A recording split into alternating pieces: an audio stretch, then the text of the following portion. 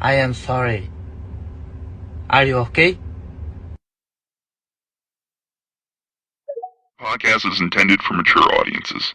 The views and opinions expressed are those of the panelists and do not reflect in any way those of the podcast partners, sponsors, or affiliates. Enjoy. Every day I'm hustling, hustling, hustling, hustling, hustling, hustling, hustling, hustling, hustling, hustling, hustling. Every day I'm hustling, every day I'm hustling, every day I'm hustling, every day I'm hustling, every day I'm hustling, every day I'm hustling, every day I'm hustling. TheBoxingVoice.com. You walk away with a silver medal, which is an incredible accomplishment. Can you take any pride in that? No. I don't like to lose. Now it's like I know what feeling I don't want to ever go through. He was talking about you crying and like, you go watch Floyd. Floyd was crying after he lost his leg. I don't ever want to feel that again. I don't want to ever lose. Like I'm not cool with losing. This is a TKO victory for Shakur Stevenson. He's tough. He don't take no for an answer, so I gotta beat it out of him. Shakur, of course he the truth. Teofimo not messing with him. I don't think Tank messing with him. Yeah, Russell Jr. ain't messing with him. Me right now, if you ask me would I beat Floyd Mayweather back in the day, I'm gonna say yes, and truthfully really believe that. I know my body. Yeah, I know Shakur body. Shakur know my body. Do I step to you when we fought? Yes or no? No. Do we step to each other? Yes or no? No. The southpaw of Floyd Mayweather. Oscar can't keep ducking. It's time for him to fight. It's me versus Oscar Valdez. There's nothing else to look forward to. Canelo can't get in the ring fight for him. And even if he could, I feel like if me and Canelo's at the same weight, I feel like I'll beat him. SDS Promotions. I'm one of the best fighters in boxing.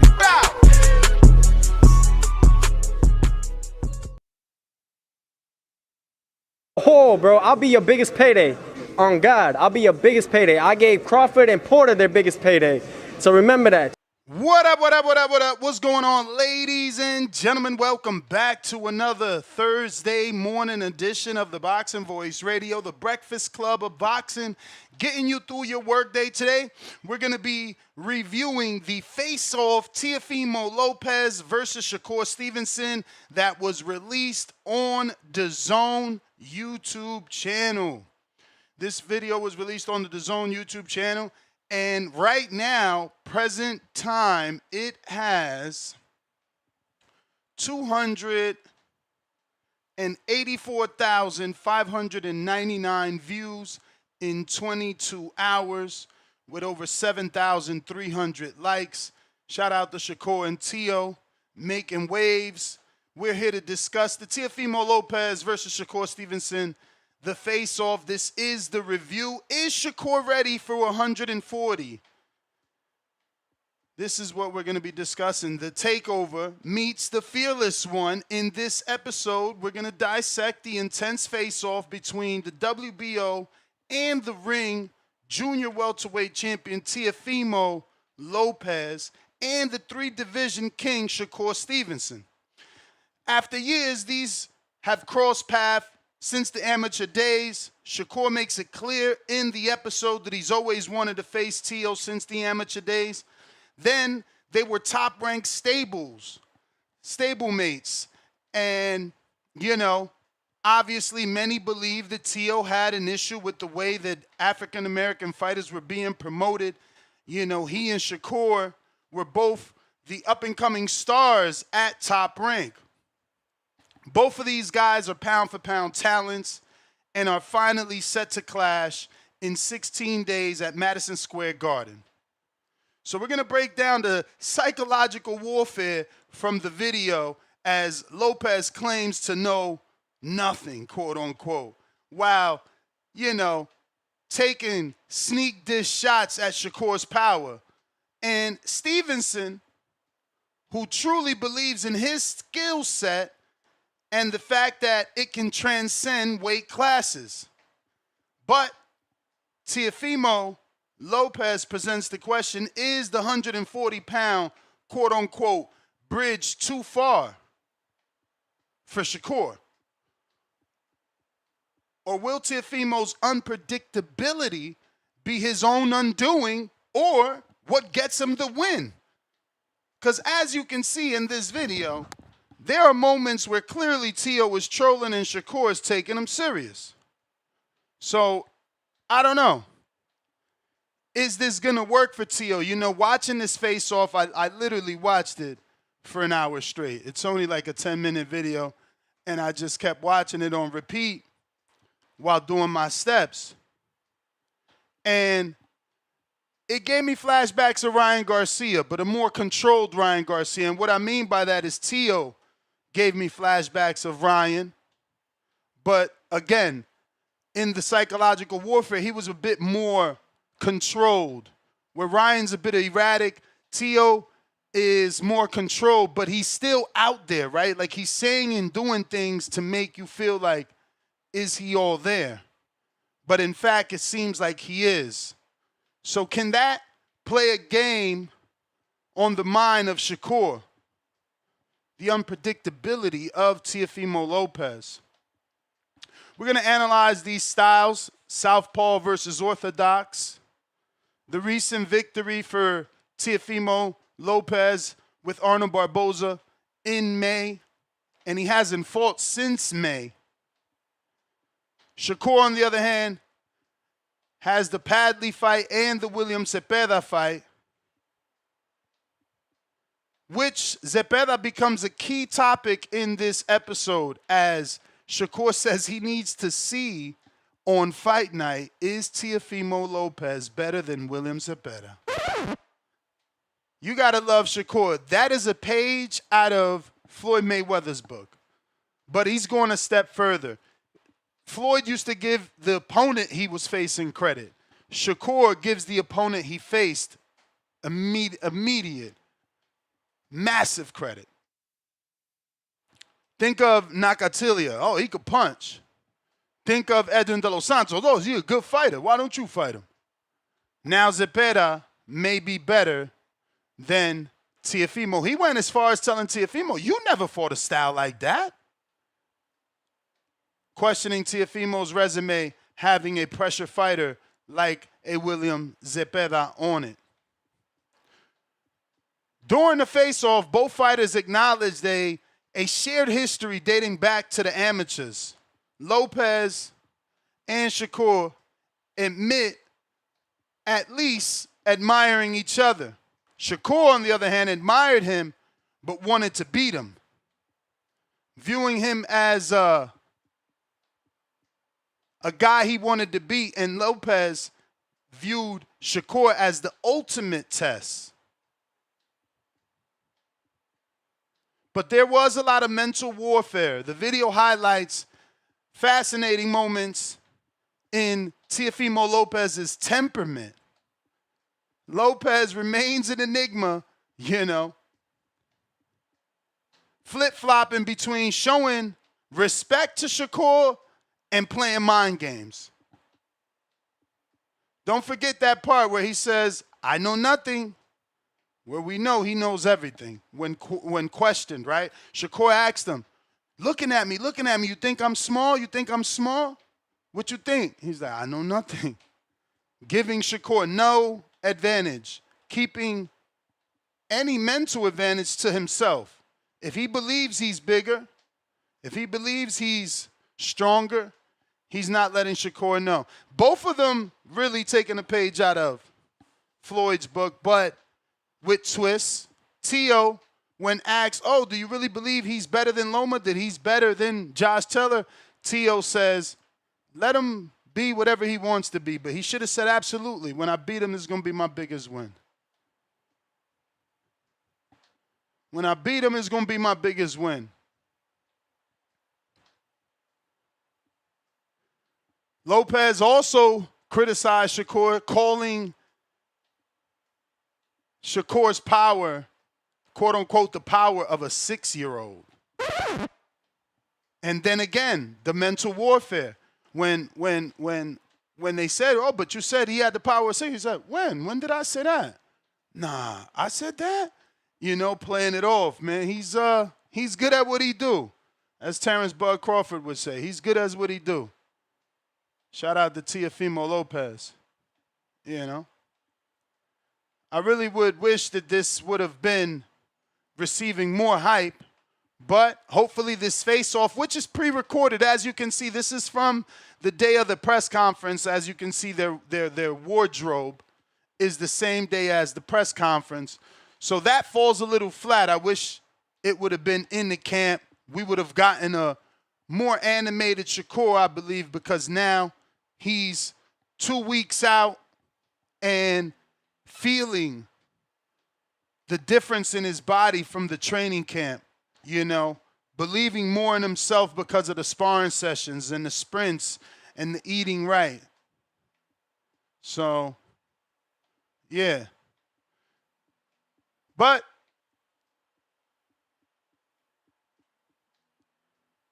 the old comments resurfaced, and when Shakur clapped back, Lopez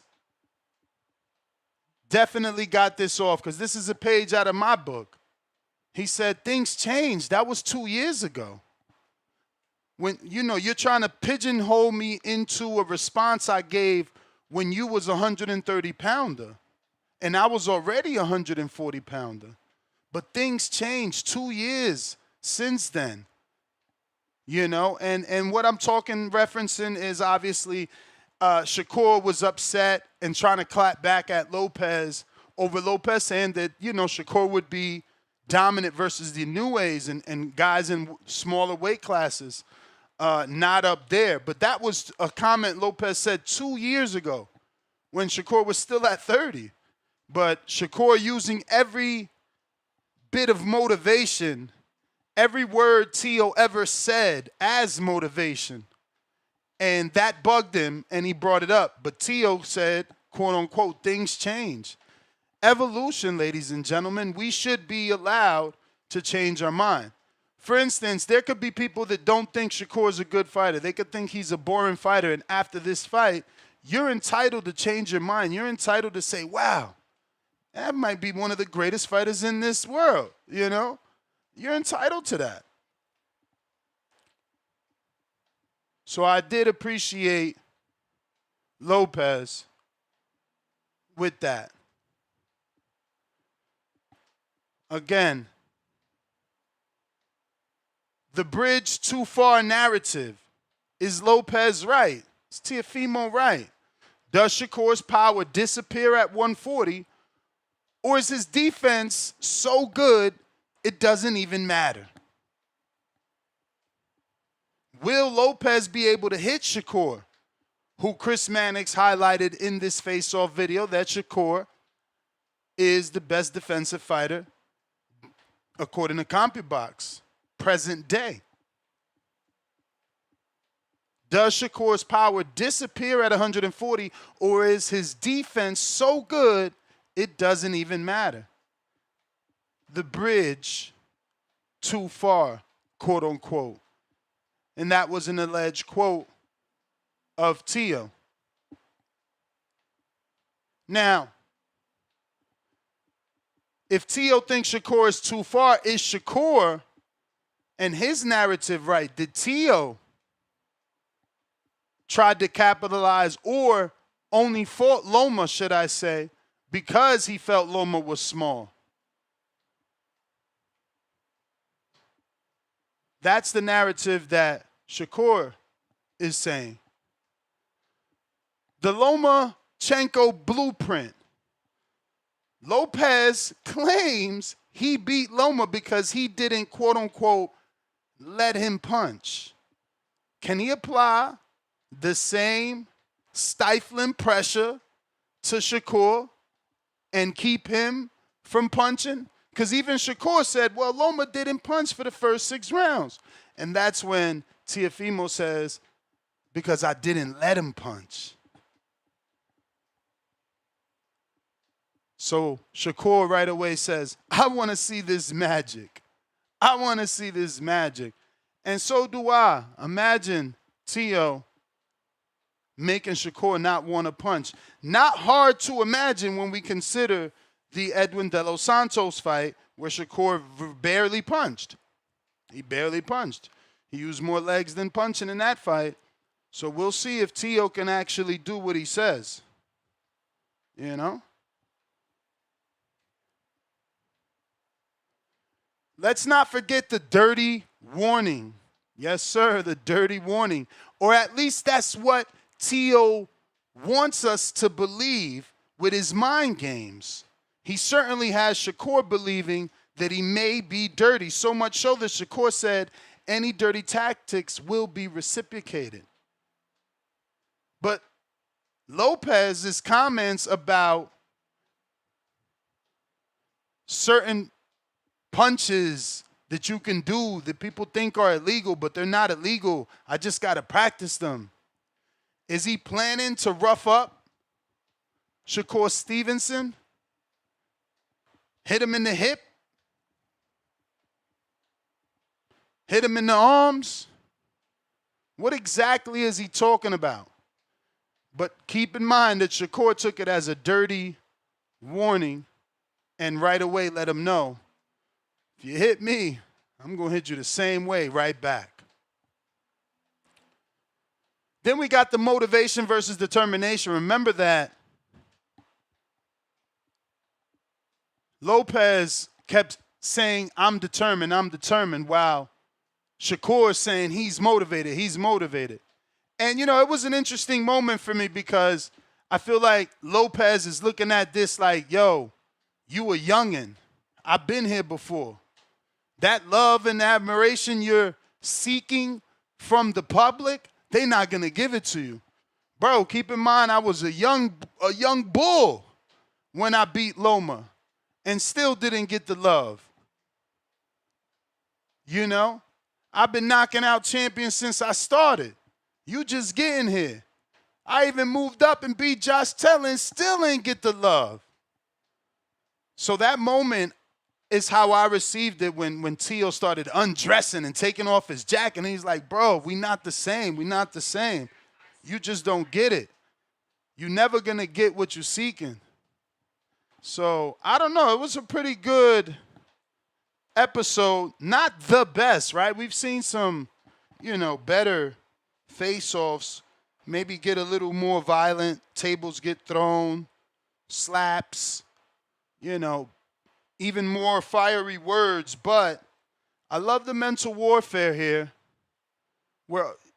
Which is strange. I guess it's just the side of the bed I woke up on because I hate when Ryan does it. But again, Lopez seems a bit more calculated, where Ryan is a lot. It's erratical. It's erratic. It's crazy. He's sweaty. It didn't look like Lopez, who's calm, cool, collective, and, you know, sending out sneak disses right in Shakur's face. Legacy implications. Is the winner likely to move into the top 3 pound-for-pound slot now that Bud is gone and all you have is Usyk and Inoue? Can they steal the top 3 pound-for-pound slot from someone? Who needs this win more for their all-time standing? Let me know. So this is what we're talking about for anybody that is interested. If you watched it, it is free on YouTube. Hopefully you did. I wanted more views. I was shocked that it was only 286,000 because obviously DAZN has 4.92. So they're like 800,000 away maybe. If I'm right, maybe I'm wrong with that. Maybe they're only 80,000 away from 5 million subscribers. So I wanted that to be seen by more people. You know, you got to assume these are boxing fans, even though they have started to upload other things other than boxing onto this channel. I haven't really noticed it. I would have to go through the videos and actually see if they pulling up cricket and all this other shit. But for the most part, oh no, this is the Zone Boxing channel, so this is all boxing. So yeah, they got 5 million fucking subs, man. I wanted that to do a little bit better. Now, again, 22 hours isn't bad if it doesn't stop. You know, to have done over 500,000 views in 22 hours, that's still good if it doesn't stop. I don't want it to top out there. You know, it's got to keep going. Gone are those days, bro. Gone are those days where Mayweather and McGregor were doing millions of views the day of for their press conferences. And those guys were going to 4 and 5 cities, still pulling millions of views. We're lacking something here. But hopefully, you know, we also gain something out of this fight. The winner hopefully can get that clout. That was another great moment where Shakur, he basically said how they needed each other, so to speak. Wasn't his words, but basically he's saying they needed each other because no one else would give them an opportunity to be stars. No one else gave them opportunities to, you know, get on that level. Like, it's hard to say that when T.O. did get a lot of offers and opportunities. But Shakur still said that for the both of them. He said we, and he even went as far as saying whether they ducked or they chose business practices or made it about business. But yeah, he said ultimately they needed each other to shine. Hopefully, the winner gets the shine that they deserve. That's what we got to hope, that the winner gets the shine that they deserve from this particular fight after winning. You know, that's why we're asking legacy implications. Does the winner become pound for pound number 3? Does he slide into that slot?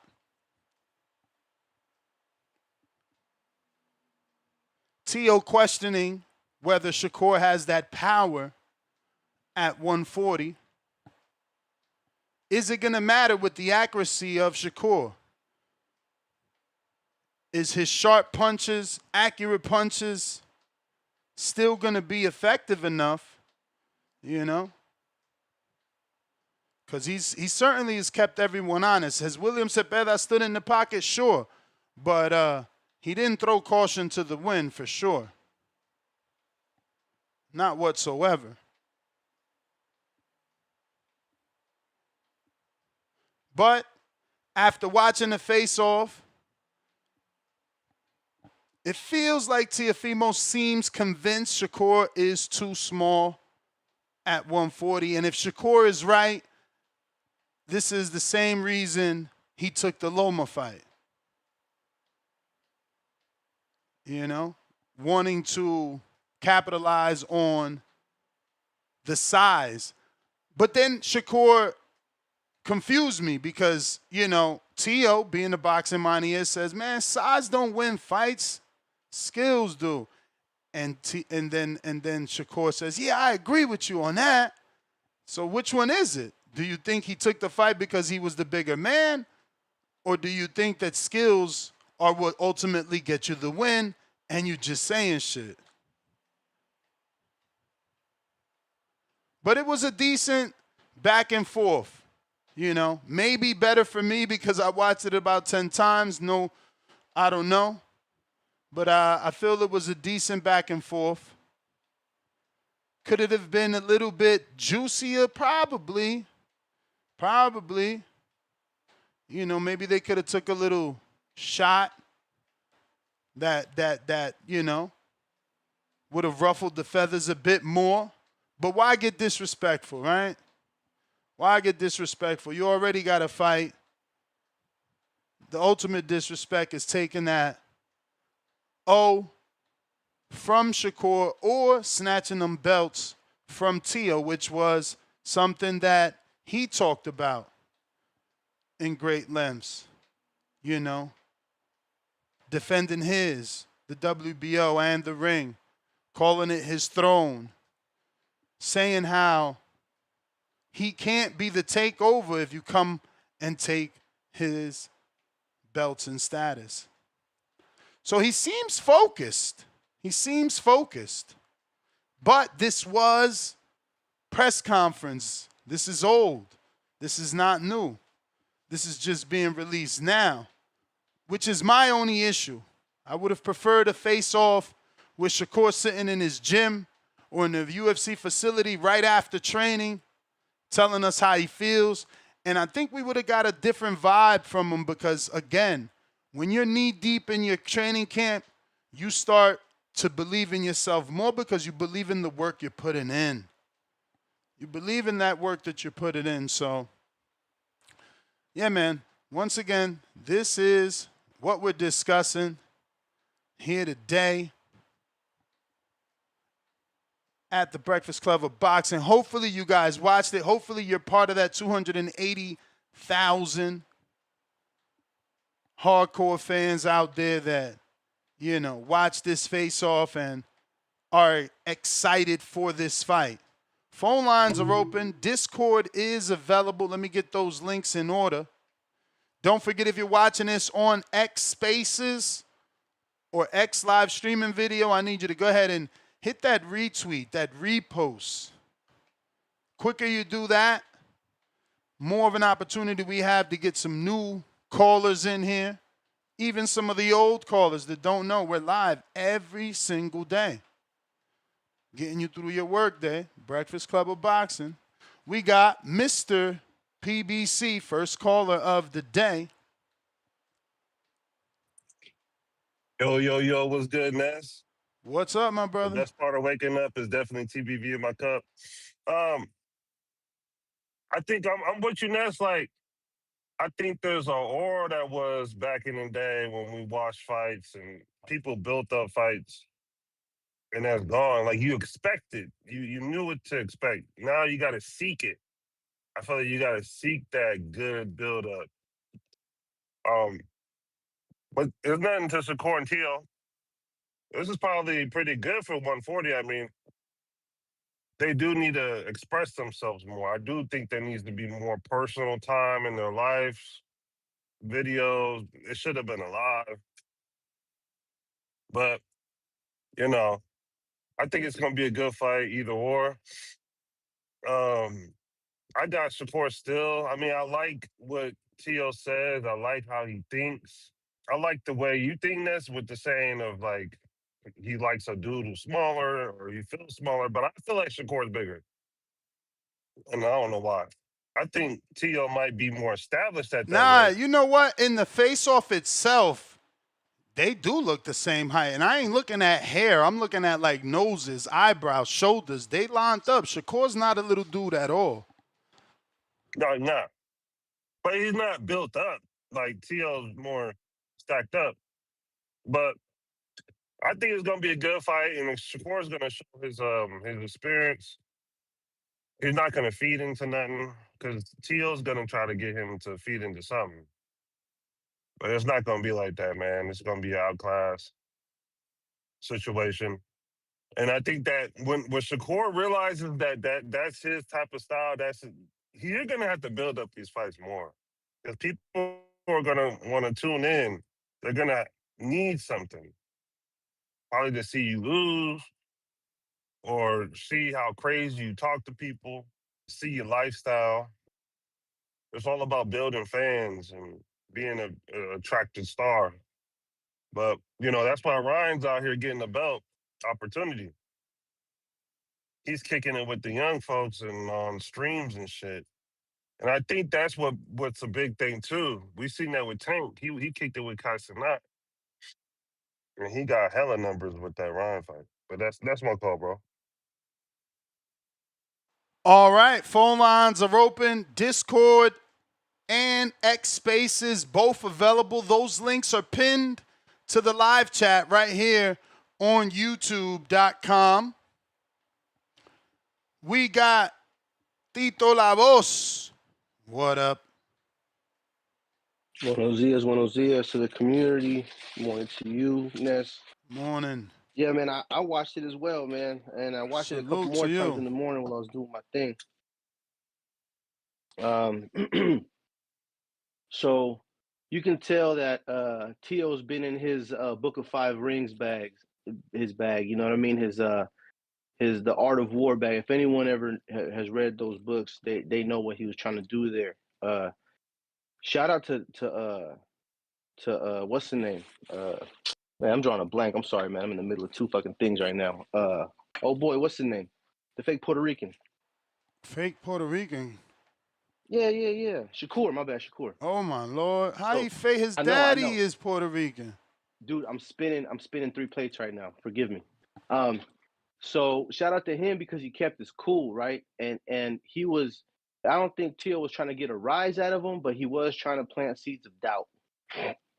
I think back to his Sandor Martin fight, and I think to myself, could he have learned from that? Now, all this might not mean a lot because your mouth can't do the fighting for you. So, come fight day, we're really gonna see, and I hope I see a good fight. I hope I don't see a hugging battle, But that's what Tio was doing. Tio kept it respectful. There was times where I was watching that and I was like, damn, these guys own a strip club together or something. These dudes own a business together. They're being real respectful, right? And I think it was because Tio took the lead. Tio took the lead. He kept it even. He kept it even keeled. He kept it respectful. He didn't answer any questions with a lot of emotion. And I think Shakur kind of followed his lead and went on. Because I think if Tio would have started getting disrespectful, I think Shakur would have felt into it, like I said, Shakur got the speed and the technique. Tio got the talent and the power. I feel it's one of those same kind of situations, and we're gonna see who's gonna win, man. This is another cerebral game. These guys are elite. This is an elite good fight, right? This is not a sub. This is not like a fucking mid good fight like Ryan and Mario. This is actually a fight that's gonna that might lose some people because it goes over their heads. You know what I mean? It's gonna be a great boxing match, and I hope they bring their A game and their A attitudes, because attitude is what's gonna set the bar here. Like, who's gonna be able to? Did Tio learn from that "Do I still got it" moment? Because I don't care what he says, he felt that. That was genuine. He really was doubting himself. And there's two ways you can go from there. You can go down or you can go up. So, we'll see. Hopefully, for the sake of my entertainment, he learned from it and he elevated from that. Hopefully he didn't plant those seeds of doubt, because those seeds of doubt, they grow while you're alone, man. What he was doing wasn't no simple shit. He wasn't just he was planting seeds of doubt. This is supposed to come out day of the fight when he's sitting there in his own reflection. But what seed? I mean, reveal it. What seed did you see him plant? What doubt is Shakur supposed to have on fight night that you talk of? So, one, the hit and dirty, the legal punches, right? That sets a seed of, oh, am I going to need to adjust my game plan? Do I have the right game plan? I'm not saying it's going to stick, but to me, that's what it said. He's trying to make them adjust, maybe plant a little seed of, oh, maybe I should wrestle a little more, or maybe I should do this a little more, or maybe I should work on my clinch game a little more. You know what I mean? Him, I know nothing. Dude, that's classic. Like, I don't know that you're bigger than me. You ain't bigger than me. Like, the fuck motivation, I'm determined part. That to me said a lot, because fuck motivation, right? And he kind of fell into it. Shakur fell into it because I think he's the one who spoke first. Was like, oh yeah, I'm motivated. He was like, I'm determined. He played off of that and he planted those seeds. Like I said, I don't know if it worked or not, but I know what I was looking at. And I know that he's hoping, then the whole TO team is hoping that he's going to be sitting in his chair that day, Shakur is, before the fight, thinking about these things. Am I really ready? Am I really ready? Because everybody knows, man, that everyone reflects before a fight, man. Everyone does that self-reflection. Did I do enough? Even if it's a half a second. And he's hoping he can affect it that way. But shout out to him for not getting disrespectful. And yeah, I think that's my call, Ness. All right. Yes, sir. We got Fart Face in the building. We're gonna need to make an award for the man that changes his screen name the most.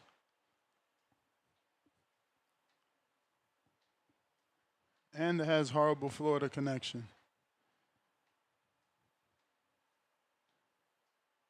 If you want to call in, Discord is available. X Space is also available. What up?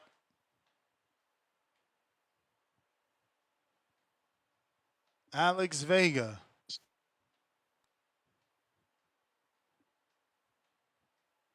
Alex Vega. We heard you, then we lost you. What's up? You there?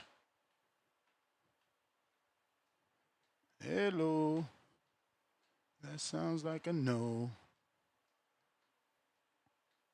Mr. Vega. All right, he dropped off. We're talking Teofimo Lopez versus Shakur Stevenson, January 31st. Also, the topic of the show is specifically the face-off that was released yesterday. Vega. Let's see. For the love of God. We hear you. We hear you. God damn. I don't know what it is. What is it? Good morning. I don't know. Like, whenever, like, I transition from, like, to my car, turn my car on and the Bluetooth connects. When I reconnect it, like, doesn't work when I try to call in. But anyways, shout out to you for another show. Might hit a dead spot in a little bit. Shout out T-Mobile. Always going through Verizon issues. But the face off, I'm not usually into them because I find them kind of forced, forced interactions, forced beef. But I didn't really feel like these two played into that so much. Um, I've heard some talks about art of war and tactics. I think Tio's kind of seen none of that's going to work when it comes to Shakur. Both of them seem pretty locked into the fight. And I get it though. We like that hoorah shit, especially when we don't already have that, huge buzzing when it comes to a fight. Because this is a very high level fight. It's a fight to look forward to, two of the best fighters in the world. But, it's just not one that's gonna make you jump out of your, off your couch, call the neighbors, make that fight party, buy a bunch of bottles and beers and sodas with the five large pizzas. It just really doesn't have that type of feel to it. And if these guys maybe had more back and Wait, forth, why is this not a fight party? What the hell? Why you can't buy It pizza and isn't. invite your boys? I'm lost. Why? because they're just not going to understand what they're seeing. This is just going to be way too high level, especially for a lot of Yeah, these but people even that even if maybe it's high level though, but what about the rest of the card? Keyshawn, Jermaine, none of that could get your boys over? nah, The nah, nah, fuck? You nah. got some tough friends, man. Nah, they're not gonna. Nah, man. Listen, when people think of boxing, the perception is something like bare knuckle. There's gonna be blood and guts and people dropping on the floor. That's what that's what people believe when they talk about, yeah, Muhammad Ali's the greatest. Look at his knockouts, but they ain't really watch him. They don't really know. They don't. They think Mike Tyson. That's why people thought Mike Tyson gonna beat Jake Paul. Look what he did 30, 40 years ago. They don't no, they don't really know. So yeah, it'll be tough. I can, if my stepdad's born in Mexico. If I invite him to this, he'd be like, "Who are these guys?" If I show him a clip, he's like, "I'm not coming over for that." It's just the truth. I'm excited for No, it. you're being Mr. It's a. Negative. You're not being fart faced because the truth is if you show I'm him a being clip honest.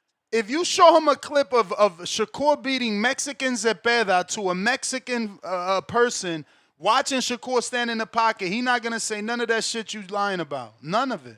Shakur's last performance He's gonna doesn't... say that other guy's throwing a bunch of punches. This guy is fighting scared. I'm telling you, man. It's primitive thinking when it comes to actual boxing knowledge when it compared to, from someone that watches and knows boxing or is trying to learn compared to someone that's considered a casual. They only care to see two guys punch each other with very little defense. That's what most people want to see. Or the belief that there's going to be a stoppage, a knockout. There's literally not much of a belief. You got people here that hate Teofimo that think he's going to get stopped. Or just people are delusional, or people think Tio is this huge puncher. The poster, right? Power puncher versus technician. They're trying. They're trying to gain more buzz on social media and try to sell Tio as a power puncher, I guess.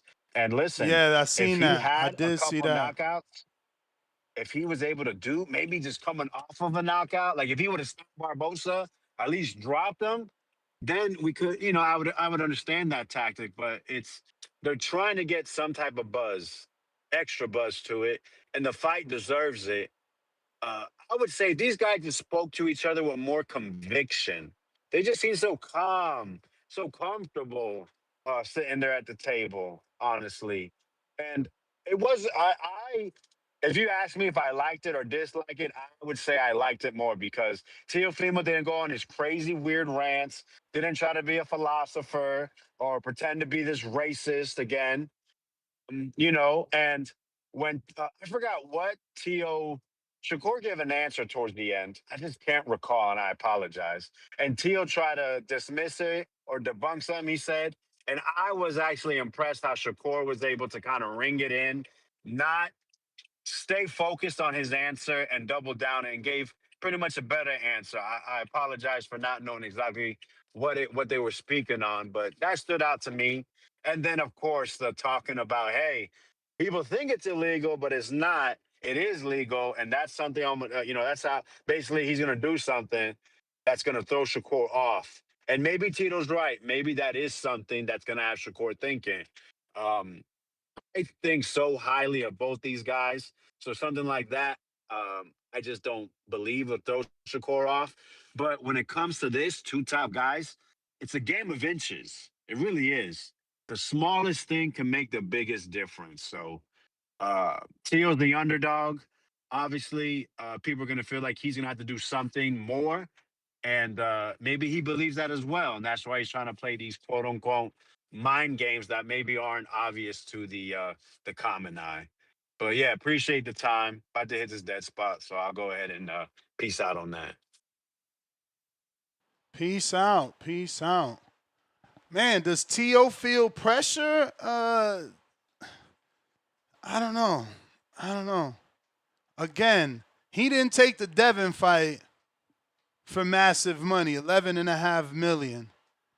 There's a reason he's going for Shakur, and he might believe some of the stuff that he's been saying in the past about, the power of a 6-year-old, and he can't compete at the higher weight classes.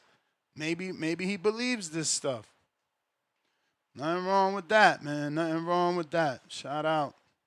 We got Brandon, Cincinnati. Phone lines are open for those that want to call them. I'm going to go ahead and put those links in the chat for anybody looking to join us on Discord or X Spaces to call into the show and voice your opinion. Voice of the People Hotline, Breakfast Club of Boxing. Brandon, are you there?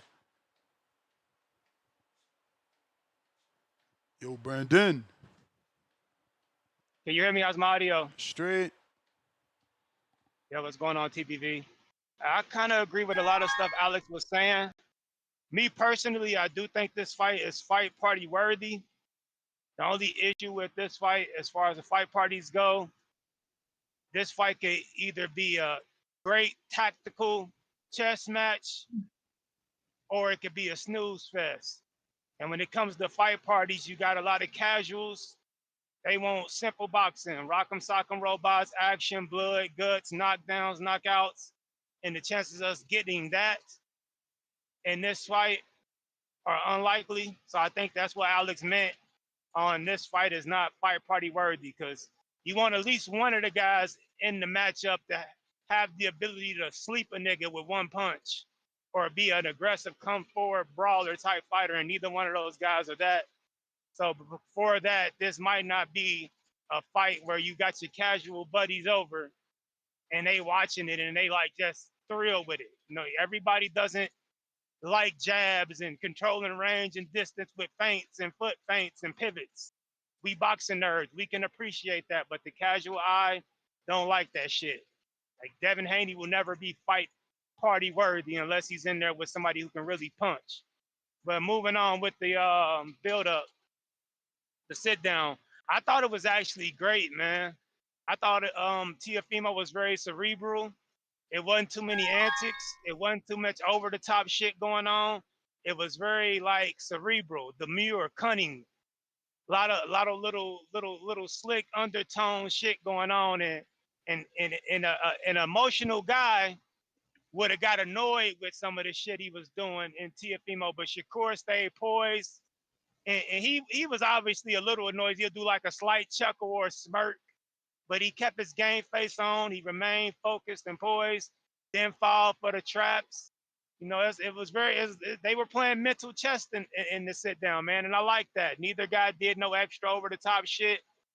The extra over the top shit talking and this and fuck you, that shit's okay if it's gonna be an action-packed fight. I hate when guys in the build-up talk that gangster shit, talk that action-packed shit, talk that tough guy shit, and it's a war of words, and let's get it on right now and then get in the fight.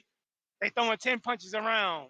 It's more holding and fainting than actual punches. So I think this sit down was more of a pretense of what we're gonna get in the fight. I think it's gonna be a very high level intellectual chess match where the person with the best game plan and the sharper fighter will win with the higher ring IQ.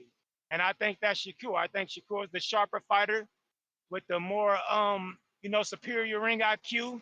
And I think he'll reign supreme over the guy who might be a little faster, more explosive, and maybe even have a little more punching power. So, like I said, this fight, I think the sit down was a pretense of what the fight is going to be. I know a lot of guys in these sit downs want to hear a bunch of cussing and I'm going to kick your ass. No, you ain't. I'm going to beat your ass. But if you ain't going to really do all that in the actual fight, it's for nothing, in my opinion. So I actually thought the shit was actually pretty dope.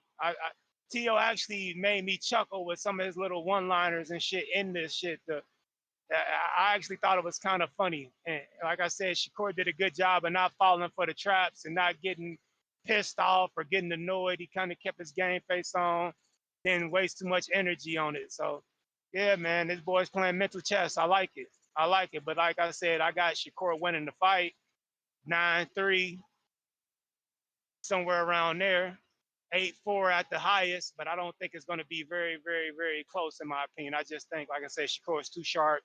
Ring IQ, he makes very little mistakes, and I think he's going to control the pace of the fight.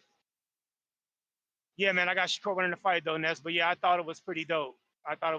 I'll let you get to some other callers, man. Shout out to TBV. Protect your mental health at all times. I'm out. All right. Appreciate Brandon. The link is pinned to the top of the YouTube channel, and I flooded the chat for those that are trying to call in. Philbert, what up?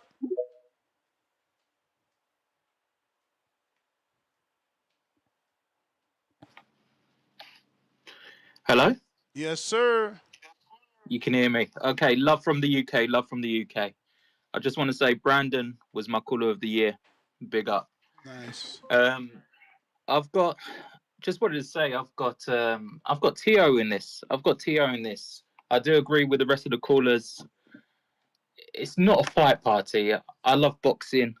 My friends love sport. However, as we're not more than likely this fight's going to go 12 rounds. I think that's the reason this isn't a fight party fight. However, for this fight, I've got Tio. I've got to say. Did you watch and the then face-off? Hopefully the winner gets Dalton Smith. Did you watch the face-off? I've seen clips on YouTube. Agree with what you say. There's not much between the height. Difference. And I don't think the weight will be much of a difference. I meant the actual face-off sit-down is what I meant. The actual face-off sit-down with Chris Mannix, the table. Nah, you didn't see that? No, yet to see that one. Okay, no worries. It's free on YouTube. No, I'll give it a watch. But just, big up the boxing voice. Thank you for everything. For sure. And take care. Appreciate you. Star, you hear me? I hear you. Definitely got some issues. We got tunnel vision. What it do?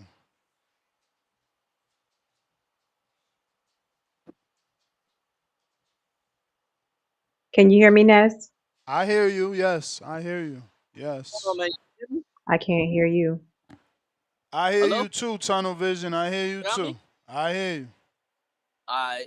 So yeah, shout out TBV in the community. I just want to start off by Think something saying on my end. I can go out and check everything.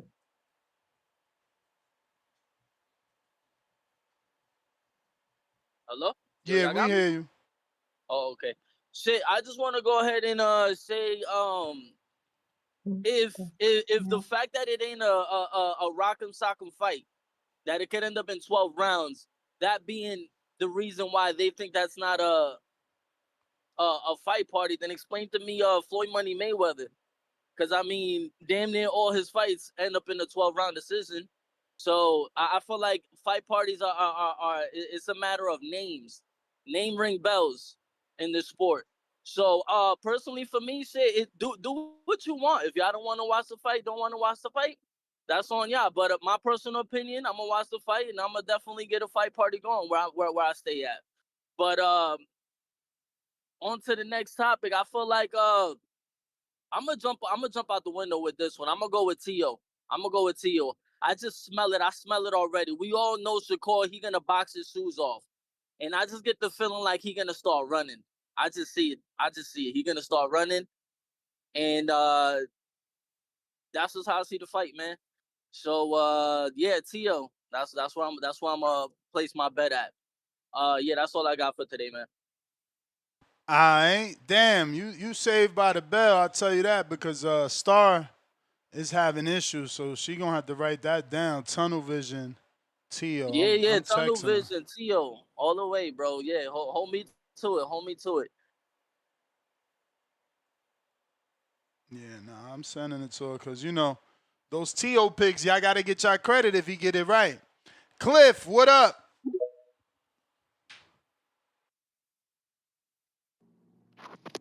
You can Yo, hear me? yup. Yeah, I don't. I think the fight is good, but it's probably not gonna be like fight party worthy because the promotion is lame. Like that's the thing. Like when you put like two great fighters together, it's not always about like how good the fighters are or even how good the fight can be. It's like a baking a cake. Like you gotta have the perfect press conferences. You gotta have the anticipation. Like you gotta have the stakes. Everything has to be laid out correctly in order for a fight party to really come together. So I think it's worthy of a fight party when but it's not really gonna. I don't see this transcending to the casuals. I don't think it's gonna sell a lot. That's my personal opinion. But I did see the video the face off. I thought it was all right. I wasn't like overly hyped about it though, but I thought it was decent. I don't know. I'm starting to feel like Shakur might get put in a situation where we see something that we haven't seen out of him. Where Teal brings, where basically in the fight is going to be moments where we're not sure who's up on the cards, and Shakur is going to have to dig some rounds out clearly. I don't think he's going to just coast to a victory like we typically see. I think Teal's going to bring some. Maybe a cut, maybe a bloody nose. I think Shakur is going to face some adversity to get this win. But I think he's going to win, though. But I think it's going to be rougher than what a lot of people anticipate. And that's really it. That's all I got. All right, Cliff, Connecticut, keep holding it down. We got J. Will, Ohio.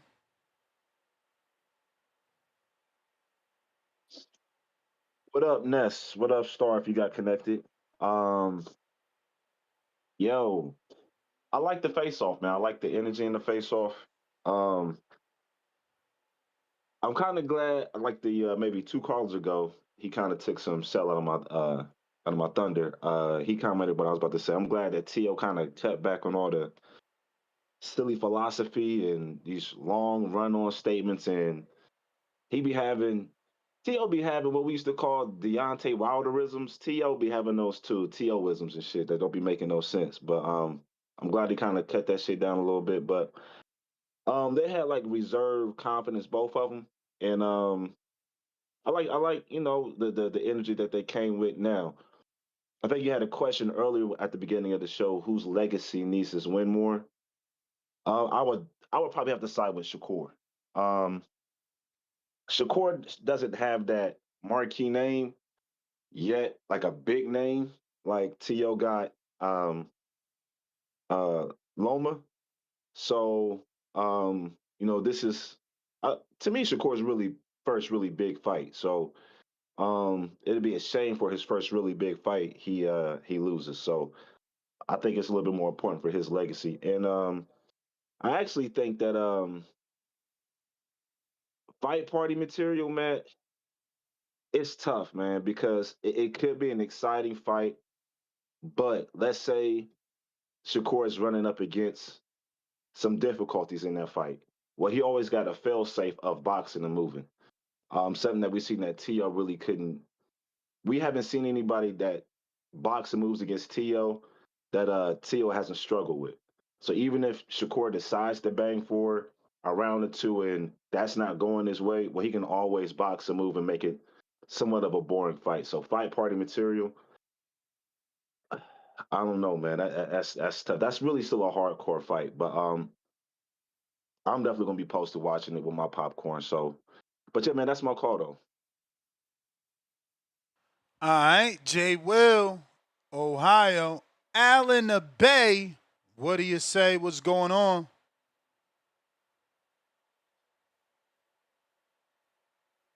Allen the Bay, Allen the Bay. Yo, what's up? What's up? Bay Area. You know what it is? Man, it's this is a good fight. This is one of those fights that can be a barn burner. You know, they can go toe to toe and still not be sock'em robots. They could literally be standing right in front of each other and hard to hit each other. Um, so this is definitely high level scrap. But Shakur, this is his first fight, which is his first 50-50 fight that people see on the cards that he can might this fight. It's it's hard to say Shakur might lose a fight, but this fight right here, this is his might lose fight right here. I'm not saying picking T.O., I'm just saying what it can be. I seen the face to face, and they kind of described it perfectly in a way. They said T.O. is erratic, but you gotta calm the storm in the silence. And so if he can calm the storm in the silence when the fight is not going his way, he can definitely turn to a different page. And they said Shakur is cerebral, but it got to be unpredictable. Well, he didn't say unpredictable, but pretty much he's cerebral, but he got to learn how to be unpredictable as well. So one is erratic and needs more stability, and one's more stability but need a little bit more chaos. So it's the opposite. It's the yin and the yang. And so, who's better fighter? Who can adjust better? It's all about adjustments in each round. I see it, and I wonder, can T.O. calm the storm when things ain't going right? Because we've seen him not calming the storm when things ain't going right. He throwing his hands up. He's confused. He's not sure, but we have not seen Shakur. Still can't hear you. Hello? Yeah, nah, we good. That's Star. She's just trying to figure out her audio. She having issues. Okay. But we haven't seen Shakur come out of his bag enough to be unpredictable. But we know Shakur is capable of doing it because all his big fights, he stands in the fire and he bangs, So I say Shakur had 3 big fights already. What? Which ones? Herring and Valdez? Herring, Valdez, and I would say Zepeda. I would say all 3 of them is fights. Zepeda wasn't even a champ though, bro. This is what I be saying. We get so when we want to shit on David Benavidez, they say that Morrell wasn't a champ and he had a better belt than Zepeda. Yeah. Yeah, but the way I'm looking at it is where they were when he fought him. Zepeda was a good fighter. He was a brawler. He was come forward and he was on the demolition man. That's what they was hyping him up to be, the demolition man. But when the demolition man stood up, he got demolished himself. Herring was this military man who was pinpoint boxing, no nonsense, I'm coming for whoever type of fighter. But when he stood up to Shakur, we seen Shakur turn him into an old man right before our eyes. And the other fight, we already see how that happened. One was supposed to be a killer, but he got killed. So turned the killer into a poodle. And the killer never became a killer again. So I'm saying those are his biggest fights. And he showed us how he can stand in the pocket and throw. But what happened if Tio chip him and drop him? Because he's so pinpoint. Can he switch up? But yeah, that's just the way I look at it. You gotta look at it in a different way because of the fight. Who's fighting? I definitely think this is a fight party worthy card. I think this is where you can teach casuals and still be excited at the same time for the fight party. Because people might be like, oh, this is a boring fight. But you got to show them what they're looking at. That's what I did with my sister. Some fights, she was like, she loved the knockout and all that. But I'm like, okay, sit down and watch this fight. This is what you're actually looking at.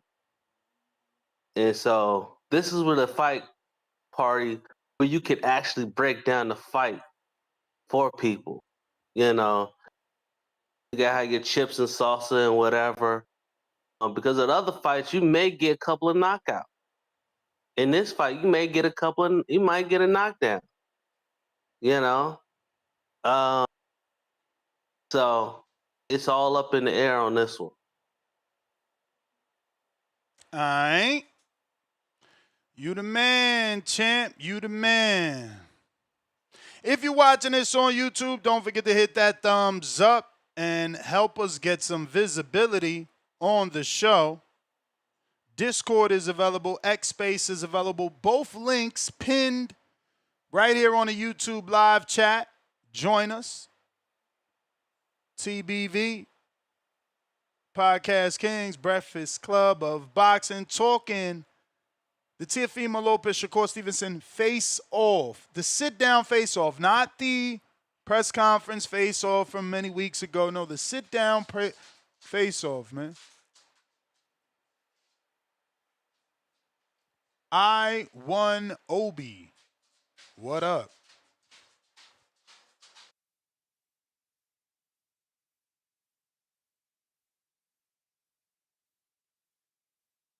Obi. Gotta unmute. Yo. Yo. You can hear me? We hear you.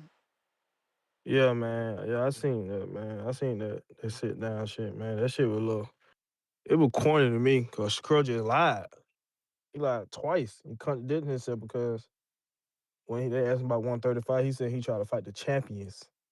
The S, he said, when nobody there. Only person we know you try to fight with Tank Davis. And we really don't know who feel like Tank ducking you. You know what I'm saying? But you still got Dooley Mason there. You still got other champions there. You know what I'm saying? You got two other belts there you can unify from. You jumped up to 140. You know what I'm saying? And then you going to sit here and say size doesn't matter when you talk to Tio. But when it comes to Dave, you're going to put a rehydration clause because size matter. So it's just like words matter. You can't be saying shit like that. But in the next mouth, you want to say that people hating on you because you left for a rehydration clause on Devin when you just said size doesn't matter and skills pay the bills. So it was just a lot of cap that he be doing. It really just like through the face off, it threw it off to me. I'm just like, you already started off fucking lying. Like, you know, it was great. You know, Tio, you know, he stayed on course. You know what I'm saying? But it's still like it's two ducks fighting. Cause we know Tio duck Devin. We already know that, but. And we know some people still 50-50 about the 25%, with Shakur wanting the undisputed for 50%, 50-50, and they offer him 25, and he said it wasn't a real offer. He ducked that, whatever the case may be. Whatever. But I just see both of these two here done duck Dev and everything fight each other. So it really just like I really don't. I don't know. It's just a little. It's a good fight, but it's still like a gimme fight. And like somebody said, it's just two big names in the sport. So they can make it happen, but I'm just waiting for the Damn, you said TKO series they to come on. just two big names in the sport? That's it? No, no, not just two, but I'm saying that they wanted the two names that's in the sport. Like when you ask people, you know, who Teofimo Lopez, they're gonna say yes. You know what I'm saying? You have people who scored, they're gonna say yes. You know what I'm saying? It's a popular fight. Just promotion just bad as hell. You know what I'm saying? Like you know what I'm saying? Like they known names in the sport. You know what I'm saying? That's all I'm just saying. For us, like they're two big fights. So yeah, it's two big fighters in the sport. So like some people didn't know who David Morrell was when he fought David Benavidez. To me, that was a good fight. You know what I'm saying? Some people didn't know who he was. Yeah, no, But for sure. you know what I'm saying? That's a good fight. But most people know who these two people. It just some people don't know these people fighting. Them two fighting. Some people don't even know. You know what I'm saying? Some people don't even know. And that would make it so crazy that they ain't really promoting it. But hey, that's their problem. I don't get it, but yeah, it just like I say, the beginning of the interview, it just Shakur just started out just lying. Cause I'm like, bro, you could have fought Abdullah Mason, but you trying to make him your brother. You want to be allies with him, so you won't have to fight him the same way you want to fight Keyshawn. You know what I'm saying? So you just doing you making a lot of friends and stuff in the sport. Like I like the other interview when Tio called him out. Tio said that's the problem. You be trying to y'all this brother thing, like Tio said, we can chill, we can drink beer after all this stuff over with. But in the ring, we ain't brothers. So that's just my take on it, man. Cause Shakur got some cap in him, and they both. I just look at them like I hate to say it, but I look at both of them like they some ducks for real. You just two ducks in the pond together. That's how I look at it.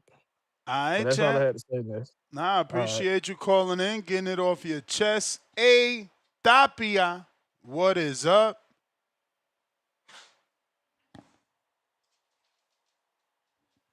A Tapia. Yo, y'all can hear me? We hear you. What's up, boss?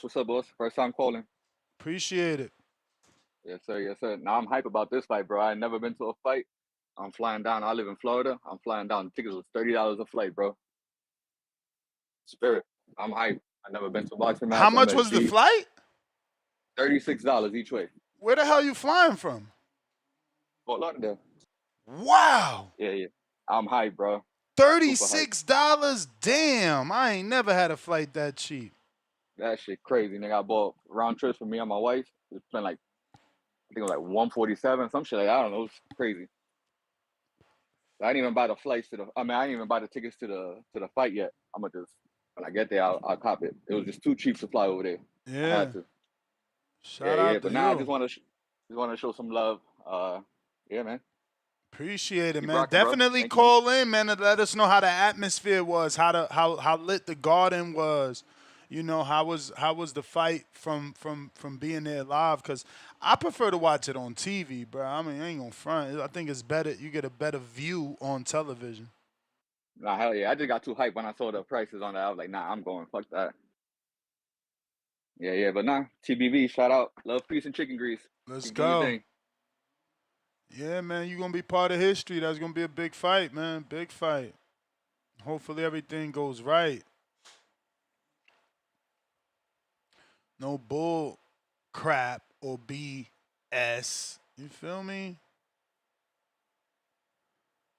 Discord available, X Spaces available. If you're watching this on X live streaming video, I need you to go ahead and hit that retweet, repost, even a quote retweet. Same thing if you're on X Spaces. We got Richo on X Spaces. Give me that retweet. I need that retweet. Yo, Let's keep these calls coming. What's going on, Richo? what's poppin', man?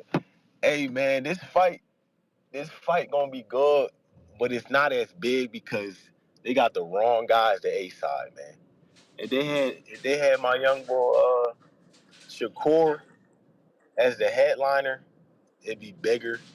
But He is the I don't headliner. know. Nah, the A side, I meant the A side. I mean, he T.O. challenging for T.O.'s belt. It's still the Yeah, but they same have thing. Devin Haney was the A side when he fought Brian Norman. It should have been Brian Norman versus Devin Haney. But that's either here nor there. But yeah, this fight, it's like it's no hype behind it. Like I feel like around me, at least, like me, where I'm at, it's like nobody asked for this fight for real. Like T.O., he should have fought Devin Haney, and Shakur should be fighting Tank, like in a better world. But it's like one of them things. Like it's no hype for me. It's like who cares? And it's like if T.O. loses, he got a lot to lose more than Shakur. Feel me? Like Shakur, he got the excuse. He just go back down to 35. I was a smaller guy anyways. I was daring to be great. Feel me? T.O. gonna be looking like kind of salty a little bit. Even though Shakur is pound for pound, feel me? But it's like you had other options. You had other options type shit. But that's just my opinion. But yeah, I think T.O. he might lose. It's gonna backfire. He gonna lose. Then he gonna be willing to fight everybody else, like Gary Antoine Russell. I fight Hitchison now. I fight him. I fight Keyshawn. He just, that's just how it's gonna be. But yeah, man, ain't really ain't no hype behind this fight, man. Nobody cared about it. Nobody asked for it. And they got T.O. as the A side. He ain't no fucking A side. You feel me? He ain't never had no big fights. This is probably his biggest fight. Like as far as like He had bigger fights pay-per-view. than Shakur. Loma's bigger than Valdez, and Josh Taylor's No, I'm talking definitely about the bigger attendance. than I'm Taylor. talking about the attendance and the gate and all that. It's gonna do big. It's gonna be big, like financially. T.O. never been in this type of attention. Like he never had like this type of he ain't never been in that. Josh Taylor, that was like in a ball. Where was that at? I ain't trying to be ignorant towards that fight, but like it wasn't no big fight. That wasn't no even that Lomachenko fight. That shit was. Wasn't it? Oh yes. I'm about to double check. You wow. I think that shit was in the Garden too. T.O. been a It was in Garden the, fighter. yeah, but it wasn't the Mattis, the real Garden. He was in the back room with it. the laundry and all that at. You crazy. He was in the janitor's joint, like they was Yo. next door. They wasn't no He fought Arnold Theo not no. Barboza in Times Square, big fight. Nah, yeah, that's that He that was the fought turkey shit. That's the turkey he wave. fought We're Jermaine not Ortiz at the Michelob in Vegas. Vegas fighter, bruh. He fought okay. Claggett in Miami, bruh. And he That was fought free TV, man. That wasn't no Josh big. Taylor in the Garden. And He was in the Sandor back in the room. Garden. He was in the Pedro basement Campos fighting. at the Resorts World Las Vegas. Yo, you Bro. trying to hype this? Bro, I'm just Oh, yeah. saying. Look, he was in Vegas in the bubble and still did like 6,000 or 7,000 with Loma. Like, yo, Yeah. he been look since I got look at Comey. Look at this. score Look, numbers since Comey, Madison Square Garden, Loma, Las Vegas, Cambosis, the Garden, Pedro Campos, Las Vegas, Sandor Martin, the Garden, Josh Taylor, the Garden, Jermaine Ortiz, Vegas, Claggett, Miami, back at the Garden. With I mean, not even the Garden. That was in Times Square with Arnold, and now he back at the Garden with Shakur. Yeah, this is his biggest fight though. Let's be real. This is his biggest fight. Nah, This is as Loma. far as like You think Shakur is better than Loma? yeah, he better than Loma. You know that. He don't got the accomplishments though, like the accolades. Well, he do though. 3 division champ. I mean, he was unified, but I don't think he had like 3 belts. I think he had like 2 belts at 130. I don't know that Shakur ever beat a Gary Russell. He actually never called Gary Russell out.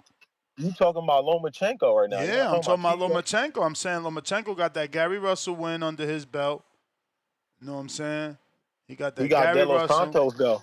Who? He got De Los Santos. Who? He got Zepeda. Whoa. Slow down. De Los Santos never won a world title. What are we talking about? A dude that already had a loss when Shakur fought him. William Foster but he beat a champion though. William he beat Foster. a champion. Who he beat? Rayo? He beat Rayo. Yeah, Rayo champ. Rayo beat Crew. No, Rayo went on to be a champion. Went on to be a champion. On paper, he still beat a champion though. All you did was beat a champion. You ain't become a champion. Like, I mean, that ain't the same. Loma though, he got 2 division Jose Pedraza, 3 division Jorge Linares. We're not talking Loma Hall right of now. Famer, we're talking Tio. Guillermo. No, yeah, of course we're talking Tio because that's his biggest win, Loma. Hall of Famer Guillermo Rigondeaux. You know, the list goes on. Gary Russell, Jason Sosa, Nicholas Walters, Roman Martinez, Puerto Rican champ, 2 division Puerto Rican champ. You know what I'm saying? Yeah, Orlando Loma, Salido. Like, you kidding me? That's his biggest win is Loma. He lost to Salido, right? Did he lose Salido? Yeah. Loma not. Josh Taylor might just be Tio's best win on paper because Josh Taylor was undisputed. Mad. Yo, I'm not you tripping. mad. I'm talking about the. If Bro, you talking Josh divisions, Taylor, like, what's right, Josh Taylor's biggest win? Regis? Yeah. Yeah, that ain't bigger than what Loma done. Loma, man, I gotta go, Richo. I'm out. Holla at me. That hate is strong for my man Tio. Nike Hendricks. Discord available, X Spaces available. Make sure you hit that thumbs up. Nike Hendricks is not connecting. Corner store ride. Corner store ride.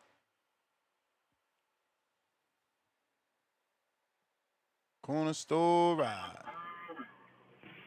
Miz, what up, man? Shout out to TBV, shout out to Boxing Boys. Man, you know how I feel about my boy Shakur, man. Let's go. Let's go. They trying to say all this.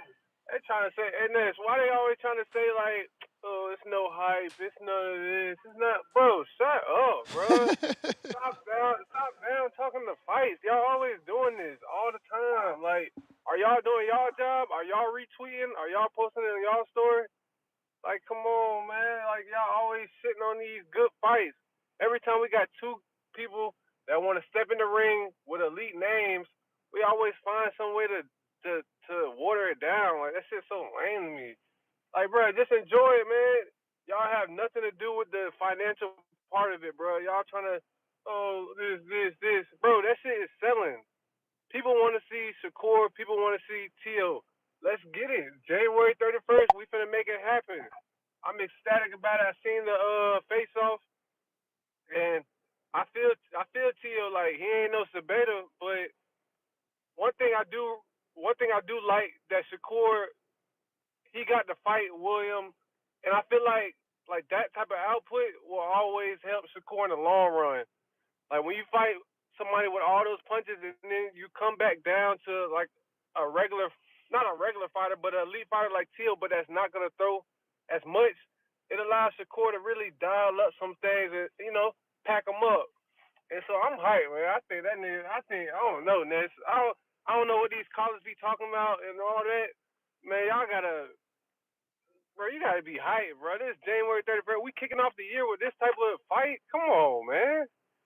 Ness, what you think, man? I don't know. Maybe I'm tripping. Maybe I'm a Shakur fan, so I don't know. But like, stop down talking this shit, bro. Like, y'all have nothing. Like, are y'all doing y'all part? Like, come on, as boxing fans, like, are we spreading the word? Like, I don't know. What you think, Ness? Like, what you think about all the down talking about? Oh, it's the hype, the like this. Like, what you think, Ness? Yeah, man, I don't really feed into it. To me, it's a big fight. I was saying it, not too long ago that this is a great January. I don't ever remember having such a Yeah. strong January with so many good fights. We just got Matias to fight last Saturday. We got this fight. We got the Raymond Murataya fight. We got the Xander fight. I mean, there's just so many fights. It's a great January. Yeah, that's And what at I'm the end of the saying. day, this is the best fight out of the entire January.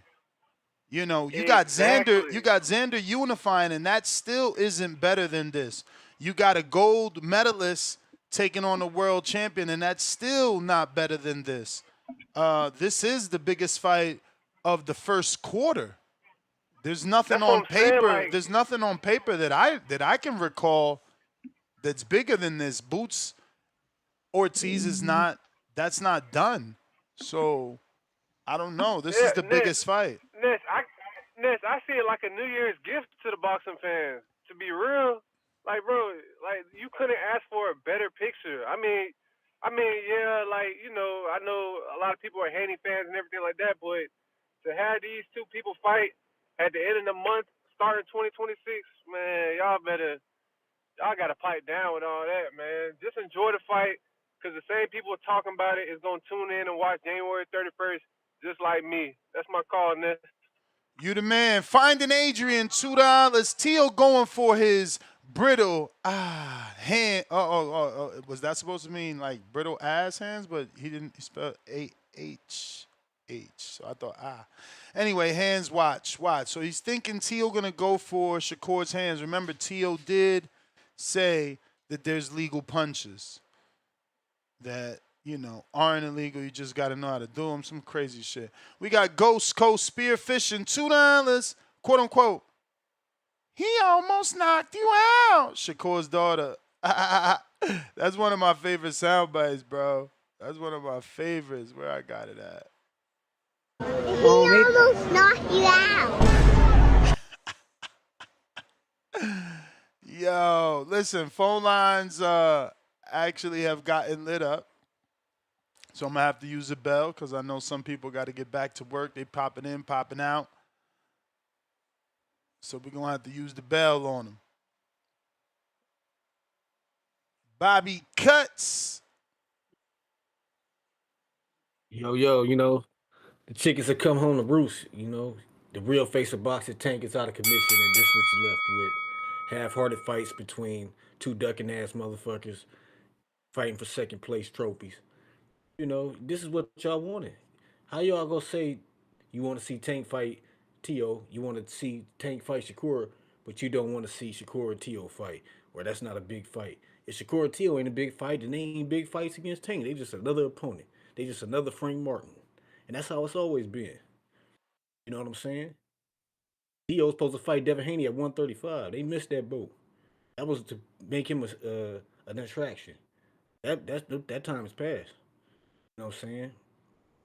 He's supposed to fight Devin again. He dug Devin twice. But y'all don't get no. But y'all get this dude all this accolades for these fucking franchise belts and shit. You know what I'm saying? He the only one of the four kings that ain't fought a four king.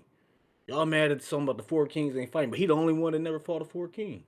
And nobody bring that shit up. Because he the first to beat Loma, dog. He the first of the four kings to beat Loma. Fucking Salido. No, he ain't the first to beat Loma. Salido beat Loma. Out of the four kings, he the first of the four kings to beat Loma. Yeah, Loma not part of the four kings. I said out of the four kings, he is the first to beat Loma. Okay, but Loma got 3 or 4 losses. No, Tio was his second loss after Salido.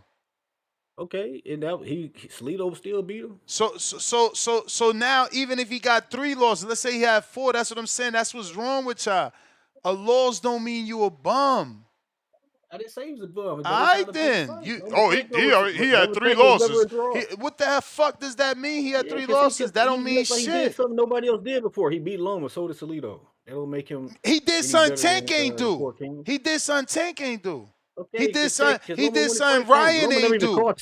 He did something Ryan ain't do. Show me a video of Loma calling Tank out. Man, are you crazy? We're not going down. Listen. Say, I want to fight Tank. We're not going down this street, man. Y'all created that narrative. Down the street, bro. You sound crazy right now.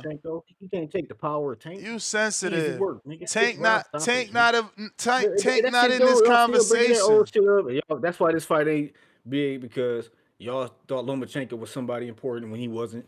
Y'all hyped him up. He beat Josh Taylor too. Nobody cares. Josh Taylor's not even relevant, and he retired.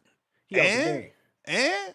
So that's 2 guys that's out the game. You talking about that's old. Heron is retired. Heron is retired. What the fuck? Dog. What's a better win, Josh Taylor or Heron? 2019 was 7 years ago. It's 2026, dog. We got to move on. That shit done. You just hating. You know what I'm saying? And I got Shakur schooling T.O. I think T.O. just doesn't like Devin Haney. It doesn't want to Devin Haney to have a win over him on his record, so he's selling his win. He's selling his power. Feel like it's your time, and that's what's happening. But it's not your time. You know what I'm saying? Hey man, that just makes the Shakur Devin fight even bigger. C. Brown.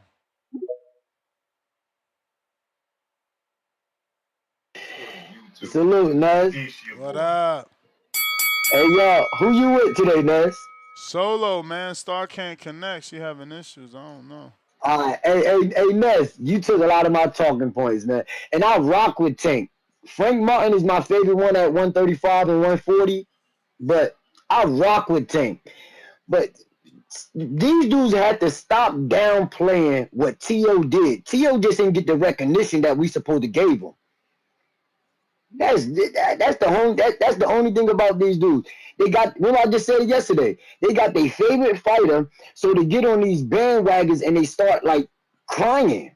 And that's what I'm gonna call it. They crying because they ain't real boxing fans. Word is born, man. They really not boxing fans. All they sit back and do is cry about what they favorite fighter, what they want their favorite fighter to do, not what their favorite fighter saying they gonna do. Or like, for instance, Shakur said he had a problem with the weight clause. Now he want a weight clause. Like, take these dudes' word for what they saying and what they doing. And T.O. put in far more better far much more better work against opponents in the ring than Shakur did. And that's a fact. I don't care how they try to make Shakur, is still off the eye test of what we giving them. We ain't see Shakur in there with nobody like T.O. And I ain't trying to play T.O. I'm from Newark, New Jersey. I mean, I ain't trying to play Shakur. I'm from Newark, New Jersey. I still got family down in Georgia King Village right now. Like, you feel me? But I'm just saying, I'm just calling a spade a spade. This is a test for Shakur, not T.O.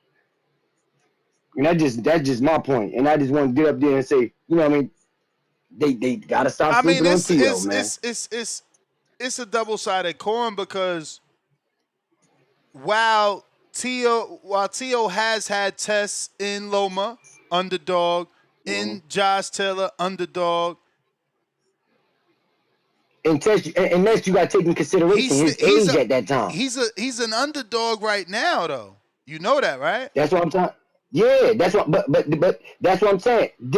Everybody think we saying Tio fight better with with the weight of his competition.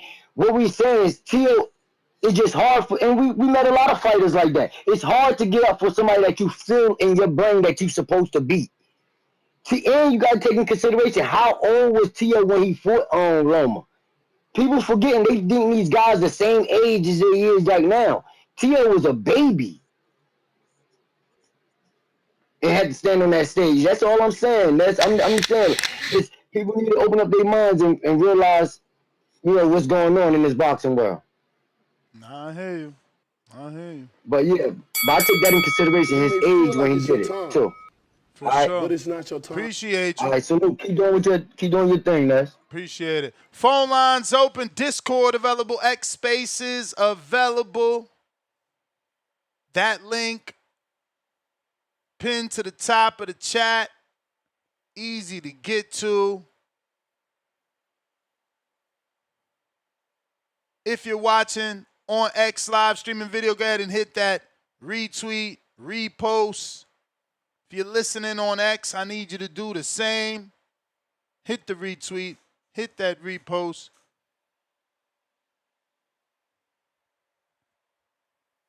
I don't know who this is. Yo, can you hear me? J Mac, what up? Yo, man, yeah. Some people just want to play Call of Duty, man. So that inspired the name change. Hey, I called in because I hear people lying on here talking about ducks and people ducking this, ducking that. Um, you may have a case with Teal ducking Devin back then when he was trying to get that trophy that Mauricio came on his show and said that's what it was. Then when it came out, certain fighters like Canelo and Lomachenko and now Teal, they was using that belt to avoid the champion Devin that won the WBC champion one time. So I remember that. I remember Canelo using it as a first it was a trophy, then he used it to fight to duck certain people. So I mean it became a duck belt or a duck trophy after a period of time if that's the history. For as Shakur Duck and Devin, I don't recall that. I recall failed negotiations. And I fuck with Devin more than I fuck with Shakur. I just got Shakur beating Devin. Stylistically, I think Shakur beats them all, like I said, and like I've been saying. I do think Till does not have the mental fortitude or the intelligence. Or I don't think he has a good enough corner to put a good enough fight plan to beat Shakur. That's not a knock against Teal. Like Teal did have fight the better competition. Teal definitely got the bigger wins. And when it come down to a fight, in this fight, I'm talking about this fight together. Shakur is just a superior boxer when it comes down to Teal. I don't think Teal fights well enough going forward to put to trap Shakur and make him fight. So therefore, I think he's going to lose. And regardless to how brittle Shakur hands is, Shakur definitely is way more intelligent and controls and fights with something to where Teal hasn't to me. Teal is more of a athletic guy who gets in there and the guy got to fight the right type of fight for him to catch up with him. And Josh Taylor came forward. That worked against Teal. And Lomachenko went backwards. That worked against Teal.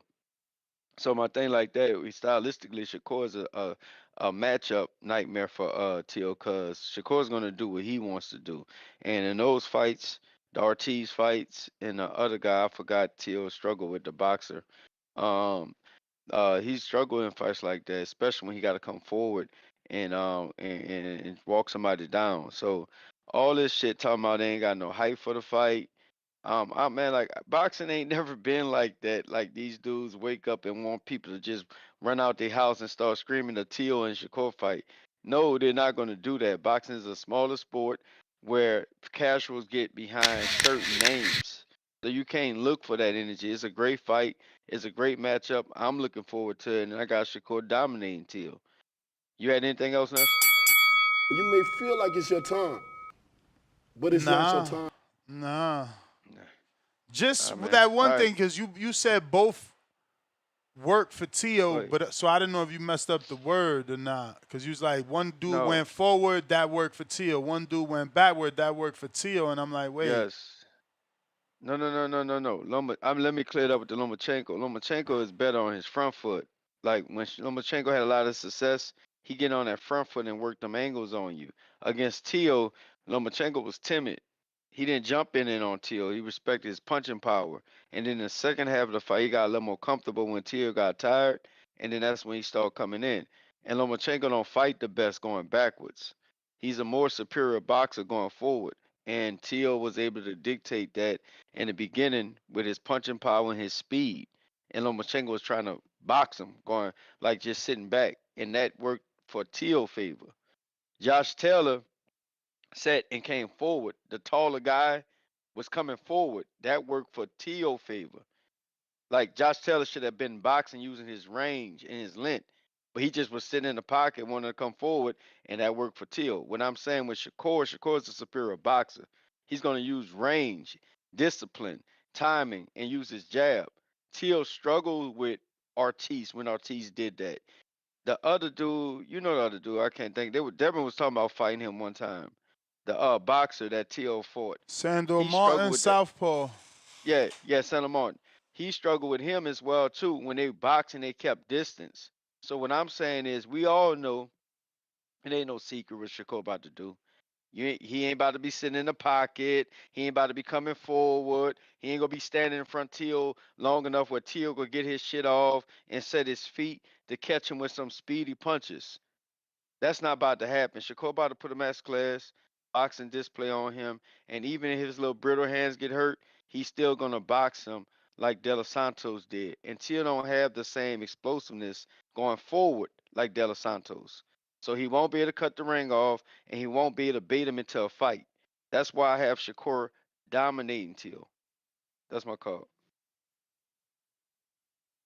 All right, all right. If you're watching this on YouTube, need you to go ahead and smash that thumbs up button. It's going to help with the visibility of the show.